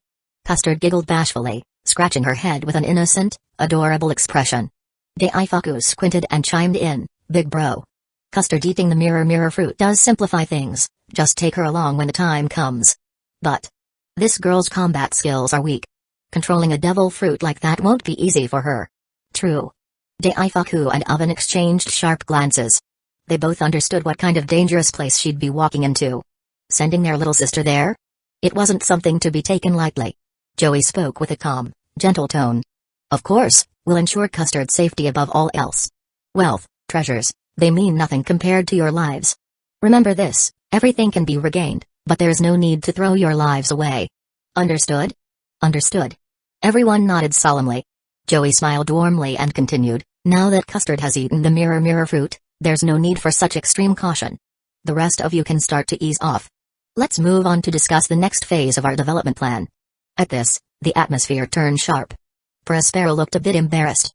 Big bro, over the past period, managing all this has resulted in about a 30% loss across various areas. No. Joey interrupted, cutting Prospero off. He turned to Daifuku and Oven instead. Daifuku, Oven, how has Prospero been handling things? Daifuku responded first. Big bro, Prospero has done everything he possibly could. Some of the issues. Oven continued, some of those problems weren't something Prospero could handle alone. Joey smiled and looked back at Prospero. Did you hear that? Don't be afraid of losses. If something's gone, it's gone. What matters is growth. Moving forward, all family business will be managed by you. The future of the family's businesses is now your responsibility. What? Prospero shot up in shock. Big bro, I can't do this. But a large blade materialized, forcing Prospero back into his seat. Joey, still smiling, said, Prospero, if I say you can, then you can. What, are you going to disobey your family head? Prospero swallowed hard and obediently replied, I understand, big bro. Joey chuckled. Alright, no need to look so stressed. Let me tell you, there are plenty of people out there who'd kill to take over the Charlotte family's business. Prospero, start preparing. 2 years from now, we're launching. A glint of determination flashed in Joey's eyes. Prospero immediately understood. The Charlotte family had, for years, solely dealt in gene fruits, never branching out into other trades. Yet even with this single focus, they'd risen to an incredible level. But gene fruits couldn't be mass-produced. That wouldn't make sense. If they flooded the market, the value of gene fruits would plummet. Scarcity creates value, and gene fruits were no exception. Now, however, the family was finally stepping into other businesses, a decision that had piqued the curiosity of every sibling. Taking a deep breath, Prospero said, Big bro, I understand. Joey smiled again. Relax. Learn step by step. You'll manage everything just fine, won't you? Prospero nodded firmly, and Joey's expression softened even further. Joey knew he'd eventually have to let go and entrust responsibilities to his siblings. As the family head, his role was to oversee their growth, not micromanage every detail. And when it came to business, no one was better suited than Prospero. Cunning, ruthless, and shrewd, he protected his family fiercely, but his true nature made him perfect for handling the cutthroat world of business. Now, Joey continued, reduce our gene fruit transactions and prepare for new ventures, slave trading, arms dealing, and any profitable industry. No matter what it is. Prospero nodded with determination. In this world, there were 3 main power players, legitimate nations under the world government. Pirates roaming the seas. The underworld overlords. These included the underworld emperors of the New World, the 5 great mafia families of the West Blue, bounty hunters, assassins, and more. Among them, pirates were the least respected. Though they couldn't be eradicated, they were often looked down upon.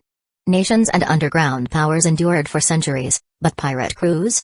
They always had an expiration date. No pirate crew ever evolved into a lasting power.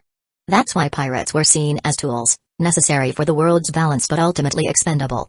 Sure, pirates were powerful. But could they really be wiped out? Absolutely. If the entire world united, eradicating pirates would be child's play. They weren't eliminated simply because their existence served a purpose. Daifuku, Oven. Joey called out, turning to his brothers. You two must be wondering, what's your role in all this? Indeed, they were curious. Katakuri had taken some siblings to sail the seas as pirates. Prospero was now in charge of the family business. So what about the 2 of them? Joey chuckled.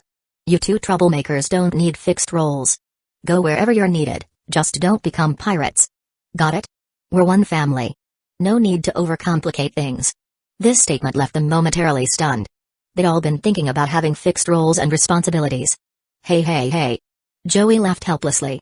You brats just don't get it. We're family. Stop worrying about what you're responsible for. As family members, isn't it our duty to step up when the family needs us? The pirates don't need you, but the family does. For anything and everything. Got it? Hearing Joey's words, everyone silently nodded.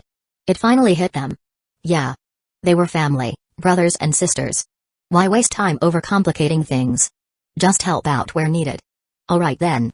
Satisfied, Joey continued, Daifuku, Oven, how are things progressing with the Tato Land Sea territory? Daifuku nodded seriously, Big brother, the central area has already been cleared. We've reduced the total number of islands to 36, just as you requested. The rest have all been dealt with. Oven chimed in, and besides that, we've assigned suitable islands for the Tontatas, Ana, and dwarves. I've also started hiring craftsmen and workers to modify and build on those 3 islands. This, of course, required massive amounts of money. But money wasn't an issue. After all, for the Charlotte family, with its decades of accumulated wealth, such expenses were nothing. After thinking for a moment, Joey said, Daifuku, bring me the map of the Tato Land Sea territory showing the positions of the 36 islands. I want to take a look. Got it, big brother. Daifuku immediately spread the map on Joey's desk. Joey studied the map closely, and the others gathered around as well. After a moment, Joey remarked, some of these island positions are problematic. Daifuku, I'll redraw the map tonight. Tomorrow, you and Opera will reposition the islands according to my plan. Remember. No room for error, not even by an inch. Understood. Got it. The 2 brothers nodded seriously. This was clearly an extremely important task. Otherwise, their big brother wouldn't have been this strict. Joey continued, aside from the Tontatas, Ana, and dwarves, I've also brought the giants back this time. He shook his head. There was too much to deal with and too many responsibilities piling up. Prospero said, Big brother, there's nothing we can do about it. There's too much on our plate to handle everything at once. Fortunately, we still have a year and a half before the next world meeting. We have enough time. Yeah. Joey nodded. Time is on our side for now. The next phase is crucial. The family will transition into a development phase. Business, construction, and nation building, will handle all of it simultaneously. Prospero, Daifuku, Oven, Opera. Yes, big brother. The 4 looked at Joey with burning determination. Joey declared seriously, the 4 of you will oversee these tasks. Prioritize safety. The reconstruction of the Tato Land Sea territory is the most critical. No mistakes allowed. Use all family resources if needed. Once the God Valley matter is settled, I'll have Katakuri return to assist you. Everyone nodded solemnly. They understood. Tato Land. This was the face of the Charlotte family. If Joey made such a grand display and yet something went wrong in Tato Land, it'd be utterly humiliating. They'd become the laughingstock of the world. This was no joke. It was a fact. When you're in a position of power, any blunder can cost you. If you mess up, the next time, they won't let you join the game. In this world, being in the right position meant showing the strength and daring to match it. With that, the meeting was adjourned. Everyone continued discussing the various tasks, while Joey sat back, lost in thought. From here on out, the family's development would enter a stable yet dangerous period. There were plenty of people who didn't want to see the Charlotte family grow. And before the next world meeting in a year and a half, they'd have to deal with countless troubles coming their way. Chapter 67, Minister of Protein. It didn't take long. Most people had already left. Only Joey and Prospero remained in the meeting room. Joey smiled and said, Prospero, if you've got something to say, just say it. Big brother. Prospero sat down and lowered his voice. To be honest, I don't have much confidence. Joey replied gently, Prospero, what's there to be unsure about? Remember this, you have your big brother right behind you. As long as I'm here, all you have to do is keep moving forward. No matter how big the challenge, I'll take care of it for you. His tone was soft and kind. Yet, it carried an undeniable authority. Just looking at this man, his big brother who had cared for him since they were children, made Prospero unconsciously clench his fists. His resolve hardened. Big brother, I understand now. I know what to do next. But, the construction of Tato Land in the New World Seas. It won't be easy, will it? Joey nodded. Leaving it to Daifuku, Oven, Opera, Counter, Cadenza, Cabaletta, and Gala might not be entirely safe. The resources owned by the Charlotte family are simply too vast. That's true. Prospero said seriously. Big brother, our Charlotte family is more than just pirates. Mama and Katakuri established the Big Mom Pirates, but they're only part of our family. If we can make the Charlotte family recognized in every aspect, creating a nation that earns everyone's respect. This. Prospero had grown up under Joey's guidance. He, Compote, and Katakuri all understood their roles and responsibilities. There was no room for idleness. From childhood, they had studied diligently. Though Prospero sometimes got nervous, his abilities were undeniable. He just needed time and experience. Joey nodded. Exactly. From the Big Mom pirates to underground trade, and now building Tato Land. But right now. Joey paused, then continued, to many, the Charlotte family has already become a thorn in their side. The world is only so big, and if a new player tries to take a piece of the pie, it's bound to upset some people. Joey saw the situation clearly. At this point, it was impossible to stop the Charlotte family's growth. The Big Mom pirates were already established. But many people didn't want Tato Land to be founded as a legitimate nation. Starting as pirates, or as underground merchants, wasn't the same as founding a kingdom. The former would always be seen as part of the underworld, no matter how strong they became. They wouldn't earn true respect. A legitimate nation, however, was entirely different. Though people often say, kings and rulers aren't born special. Legitimacy still mattered. A prince inheriting his kingdom and an outsider seizing it, how do you think people would view the difference? That was the core of the issue. Prospero said solemnly, Big brother, you're right. The Charlotte family's rapid growth has already touched on too many interests. The construction of Tato Land will definitely face resistance. If we don't finish building it before the next reverie in a year and a half, Tato Land will just be a joke. Humphrey. Joey smirked. Well, let's see who dares to challenge us. I've always liked trouble. It's the easiest kind of problem to handle. Seeing Joey's confident demeanor, Prospero nodded. As long as you're prepared, big brother, I won't worry. But, isn't our population still too small? It was true. Building a nation required citizens. Right now, their numbers seemed insufficient. Joey smiled. It's not a big deal. We already have control over the fishmen, merfolk, tontatas, Una, and giants. The rest will come in time. For now, the most important thing is the situation at God Valley. The brothers exchanged sharp glances. God Valley. If they could acquire what they needed there, the Charlotte family could shave nearly a decade off their development.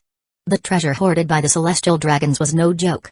Joey said, let's end the discussion here. Soon, the land of Wano and the 5 families of the underworld will come to trade. Make sure everything goes smoothly. Prospero grinned. Don't worry, big brother, I've got it under control. With that, the meeting ended. Joey muttered to himself, what will you schemers do to counter my plans? I'm curious to see if you can stop the rise of Tato Land. Let's see who dares to stand in my way. He chuckled softly, his usual warm smile laced with a chilling menace. Time passed quickly. In the garden, Joey was multitasking, reading a book while training with a large sword. Dozens of swords were being wielded in unison, their blades slicing through the air without disturbing a single leaf.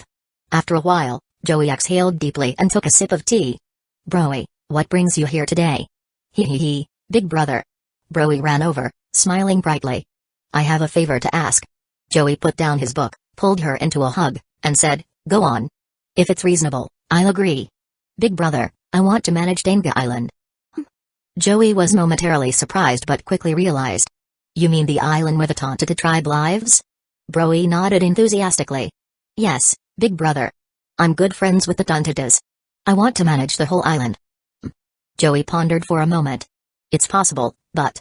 Please, big brother. Please, please, please. Broy begged, clinging to him. Ha ha ha. Joey laughed, then said gently, alright. If my little sister wants it, it's yours. You'll manage Danzō Island. The kingdom below and the town above are now under your care. He paused to think, then added, and with your Paramsha devil fruit, protein fruit, you'll be named the Minister of Protein. As Joey spoke, the emblem on Broy's chest changed, marking her new position. Yay! Broy cheered, jumping up happily before planting a kiss on Joey's cheek. Thank you, big brother. She ran off excitedly, leaving Joey shaking his head with a smile. That girl's growing up. Well, it's good for her to take on more responsibility. She'll mature over time. Joey wasn't worried. He'd been training plenty of capable managers to handle the details. Broy just needed to focus on the bigger picture and her own growth. As a leader, she needed to act like one. Just then, Prospero walked into the garden, smiling. Big brother. 50 devil fruits, delivered by the 5 families of the underworld. Joey raised an eyebrow. And? Prospero smirked. Over the years, we've recruited 50 of Orochi's artisans and trained countless apprentices. Wano's craftsmen aren't to be underestimated. Our weapons are top-notch now. Joey chuckled. Good. But leave Wano alone for now, it's a tricky spot. How's that other matter? Prospero grew serious. Under control, big brother. I've sent 500 men to monitor the situation. Any suspicious activity will be reported immediately. Joey nodded. Good.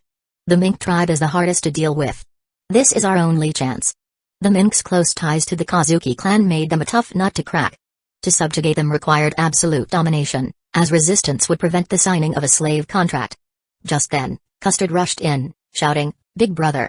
A call, from the Kingdom of Adam. The room fell silent. The Kingdom of Adam, a nation built around the legendary treasure tree Adam, was a world powerhouse. Joey answered the call with a smile. Adam, it's rare for you to contact me first. What's the occasion? A gentle laugh came through the transponder snail. Joey, my friend, let's not be so formal.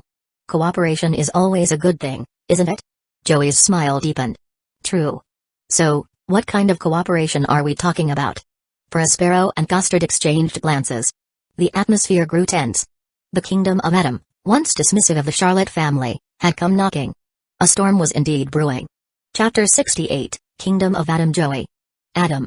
Through the den mushi, an eerie silence filled the air. Both remained quiet, lost in thought. Treasure Tree Adam. The Kingdom of Adam. In truth, every king of the Adam Kingdom was named Adam to honor the origin of the kingdom. The Treasure Tree Adam nurtured the entire kingdom and symbolized its power. The kings were seen as the embodiment of the Treasure Tree Adam, a kind of divine right of kings. After all, rulers loved playing these symbolic games to legitimize their authority. As Joey pondered the vast history and strange customs of the Adam Kingdom, Adam finally broke the silence. Chief Joey, it seems the Charlotte family has developed a new weapon? Hey. Joey chuckled softly. Impressive, Mr. Adam. Your intelligence network never disappoints. That's correct, the Charlotte family has successfully created a new weapon. I won't brag about its power, but I can confidently say it's at least 40% more advanced than any weapon currently on the market. Adam's interest was piqued. 40%, huh? Interesting. If I recall, the world government's weapons are also about 40% more advanced than those available to the general public. Quite the coincidence, wouldn't you say? Joey smiled confidently. Of course. If you're stepping into a new field, you have to come prepared to make waves. Adam nodded. In that case, Chief Joey, when do you plan to release these weapons to the market? After a brief pause, Joey replied, in 2 years. Perfect? Adam said without hesitation. In that case, I'll claim 60% of the weapons you release. Joey was momentarily taken aback by Adam's bold statement but quickly regained his composure. Mr. Adam, you should understand, these weapons won't come cheap. Moreover, I'm only interested in trading for devil fruits.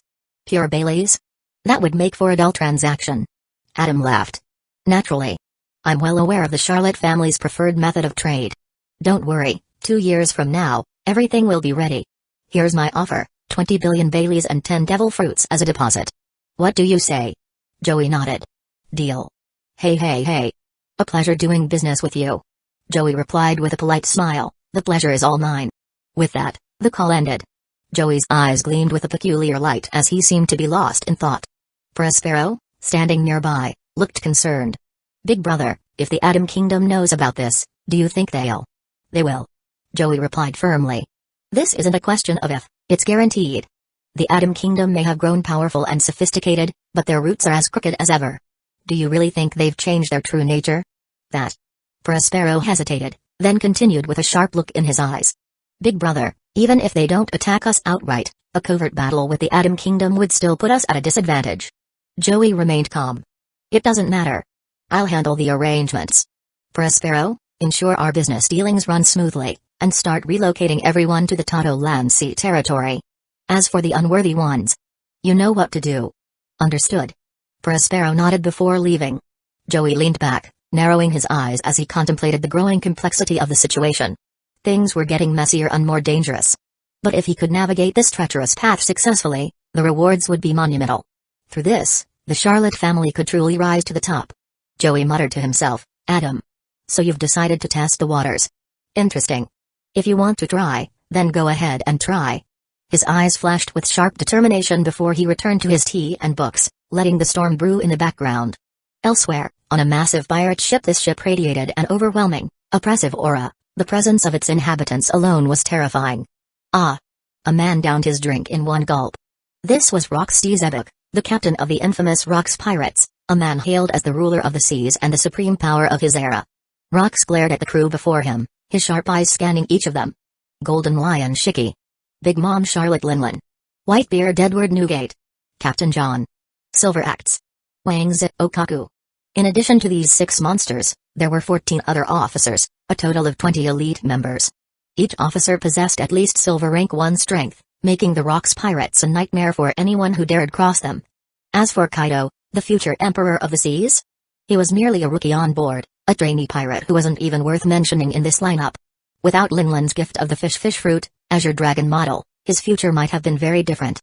Rocks laughed maniacally, his terrifying presence enveloping the ship. 10 days from now, the God Valley banquet will begin. You lot better call in every ally you can. I don't care what schemes you're plotting, but if anyone dares cross me. Humphrey. Rock's Conqueror's hockey exploded outward, covering the entire ship in a suffocating pressure. Even among this group of monsters, none dared challenge Rocks. His power was absolute, his dominance undeniable. He was the strongest. No one could rival Rock's epic. Meanwhile, on the Queen Mama Chanter, a pirate ship that had become infamous over the past few months, Charlotte Linlin, carrying her son, landed aboard. Mom. Katakuri, Compote, Cracker, and Demand called out excitedly. Linlin beamed. My wonderful children. Compote stepped forward, her voice filled with joy. Mom, we've prepared a cake for you. Oh? Linlin's attention instantly shifted, and she followed Compote into the ship, leaving the rest of her children on the deck. Katakuri and Cracker observed the Rocks Pirates warily, their sharp eyes scanning the formidable crew. What monsters? A man muttered, her voice tinged with awe. Cracker crouched, nodding in agreement. Yeah. These guys are something else. So, this is the Rocks Pirates? Katakuri interrupted with a calm tone. Still they will be used by us for our benefit. The siblings fell silent, their determination unshaken. After all, their mother, Linlin, was here, they had nothing to fear. After few days Joey reached his siblings' pirate ship, the Queen Mama Chanter. Joey and Linlin hadn't seen each other in years. Finally, they were about to reunite. A mother and son meeting again after so long. Yet the atmosphere was anything but ordinary. Chapter 69, Mother and Son Reunion. Joey and Linlin stared at each other. For a moment, silence filled the air. Hee hee hee.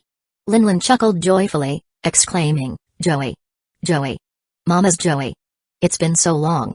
As she spoke, she lunged forward and hugged Joey tightly. Sigh. Joey, who had planned to say something, could only sigh helplessly at his childlike and naive mother. Mom. You do know it's been ages, right? What on earth were you thinking? Looking at his mother, Joey was at a loss for words. It was honestly exasperating. Hee hee hee. Linlin grinned, saying proudly, I've been out having fun. And guess what? I've found lots of devil fruits, haven't I? Joey stared at his mother, who was beaming with pride, and couldn't help but retort, Mom. The devil fruits you found don't even count for much. The family trades for about 20 fruits every year. I've got 150 devil fruits in my possession right now. Wah, Linlin started pouting. Joey, are you scolding Mama? How could you scold your mama? Ha ha ha, Katakuri and the others laughed heartily. As expected, no one but their eldest brother could handle their mother. It was a good thing Joey could keep her in check. Otherwise, with her personality, she'd probably bankrupt the entire family's wealth in no time. Sigh. Joey sighed as he looked at his 30-year-old mother, who was now crying on the floor like a little girl. All right, Mom. I wasn't trying to upset you. Momo, did you prepare the pastries for her? Swish. Before a Kangakubo Momo could respond, Linlin zipped over in a flash, her eyes gleaming as if she wanted to devour her entirely. However, Momo was used to this behavior. Bowing respectfully, she said, Madam, the desserts are right over here. Hee hee hee. Delighted, Linlin followed her to the pastries. Meanwhile, Joey glanced at the baby boy cradled in the maid's arms and said warmly, This is the 20th son of the Charlotte family, isn't it? Charlotte Munder. The baby had been born not long ago. Joey smiled gently, as though lost in thought. 14 years ago, the family had consisted of only him and his mother. And now? He had many younger brothers and sisters.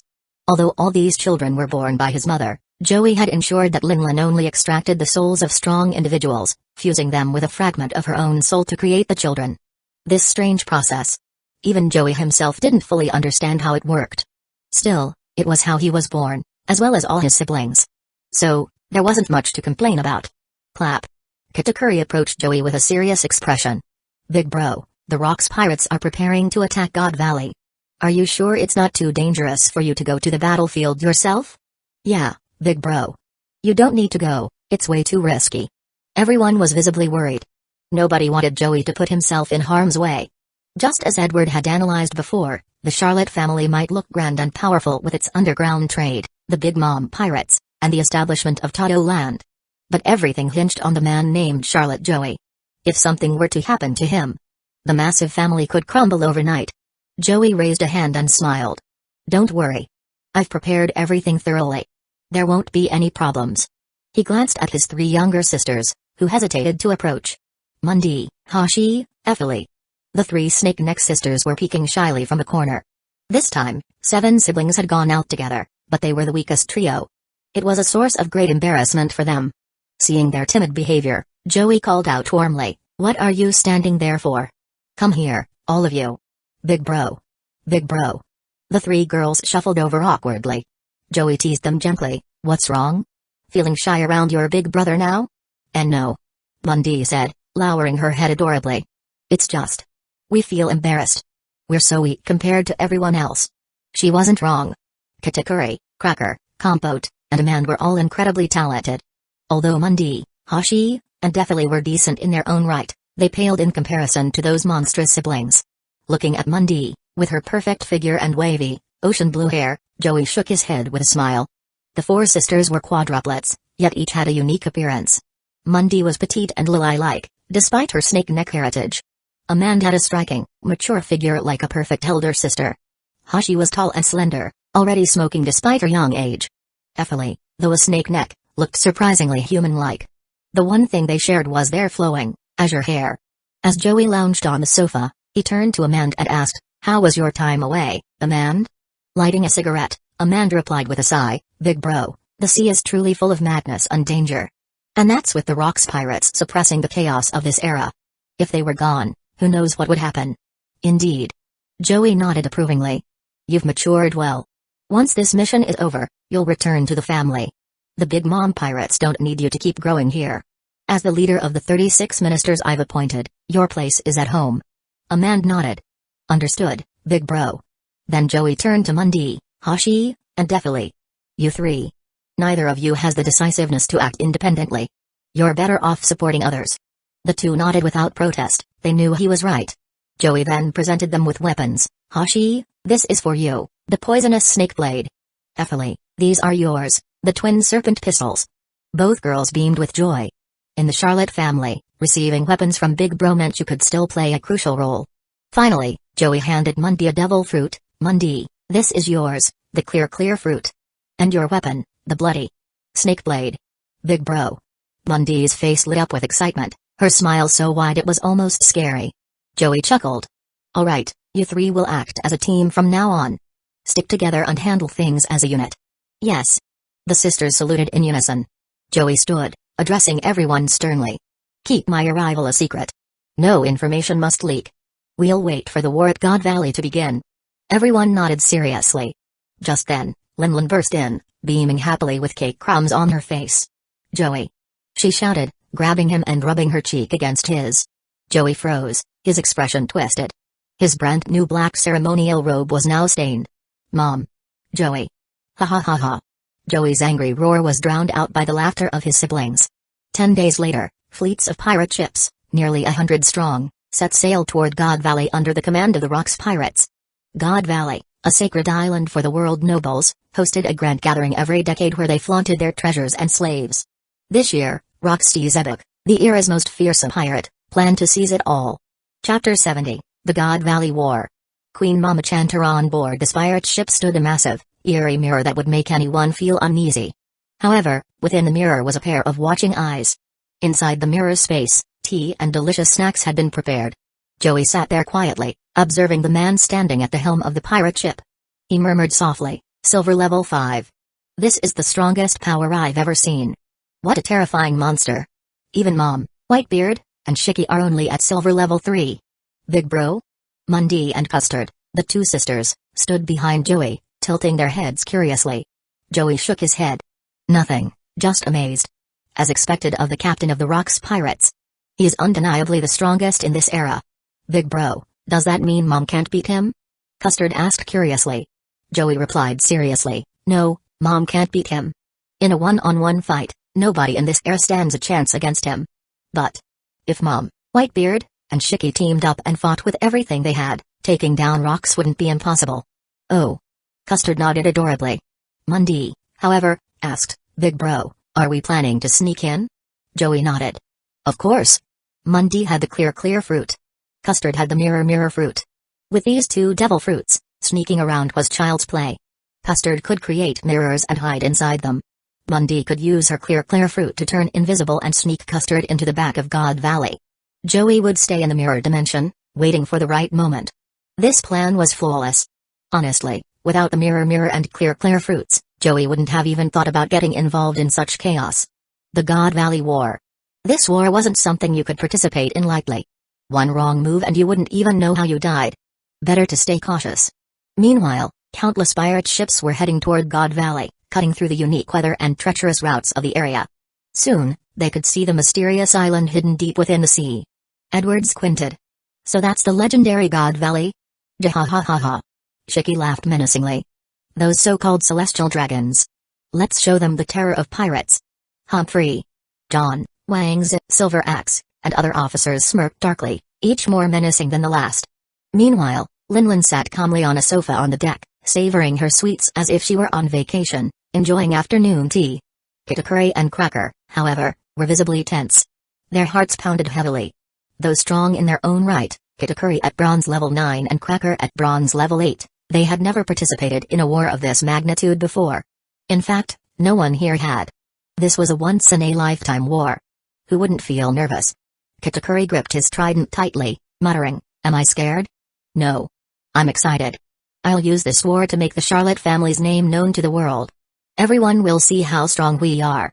Cracker exhaled deeply, trying to calm his racing heart. This will be the grandest war of all time. Suddenly, Joey's voice echoed in their ears, a calm chuckle. You two brats, focus on this war. Your job is to understand yourselves and grow stronger. The grandest war? Ha. The future holds far greater battles. The future? You'll fight alongside me against foes beyond this world, angels, demons, scions, crazy scientists, titans, and a lot more. Who knows what else is out there?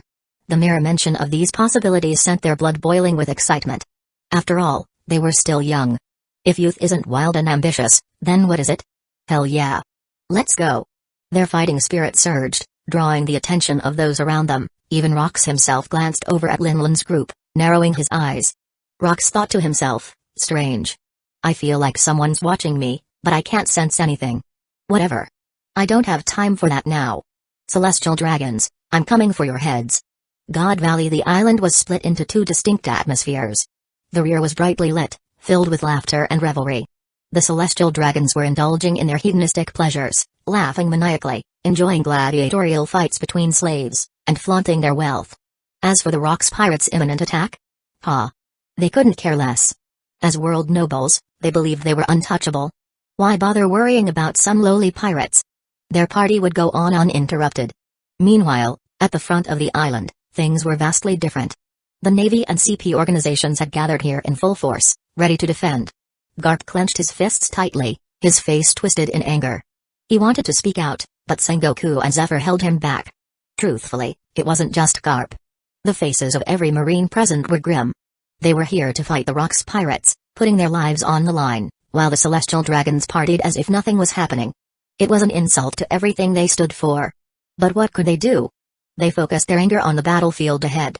The CP agents, on the other hand, cared only about protecting the Celestial Dragons. Anything else was none of their concern. Suddenly, the sound of crashing waves drew everyone's attention. They're here. Sengoku muttered. The strongest, the Rox pirates. Monsters of this era. A suffocating tension fell over the battlefield. Even though the battle hadn't begun, the oppressive atmosphere was enough to make the weaker or less resolute faint on the spot. On the Rox pirates' flagship, Rox stood at the bow, grinning maniacally. Oi, oi. It's just you little brats?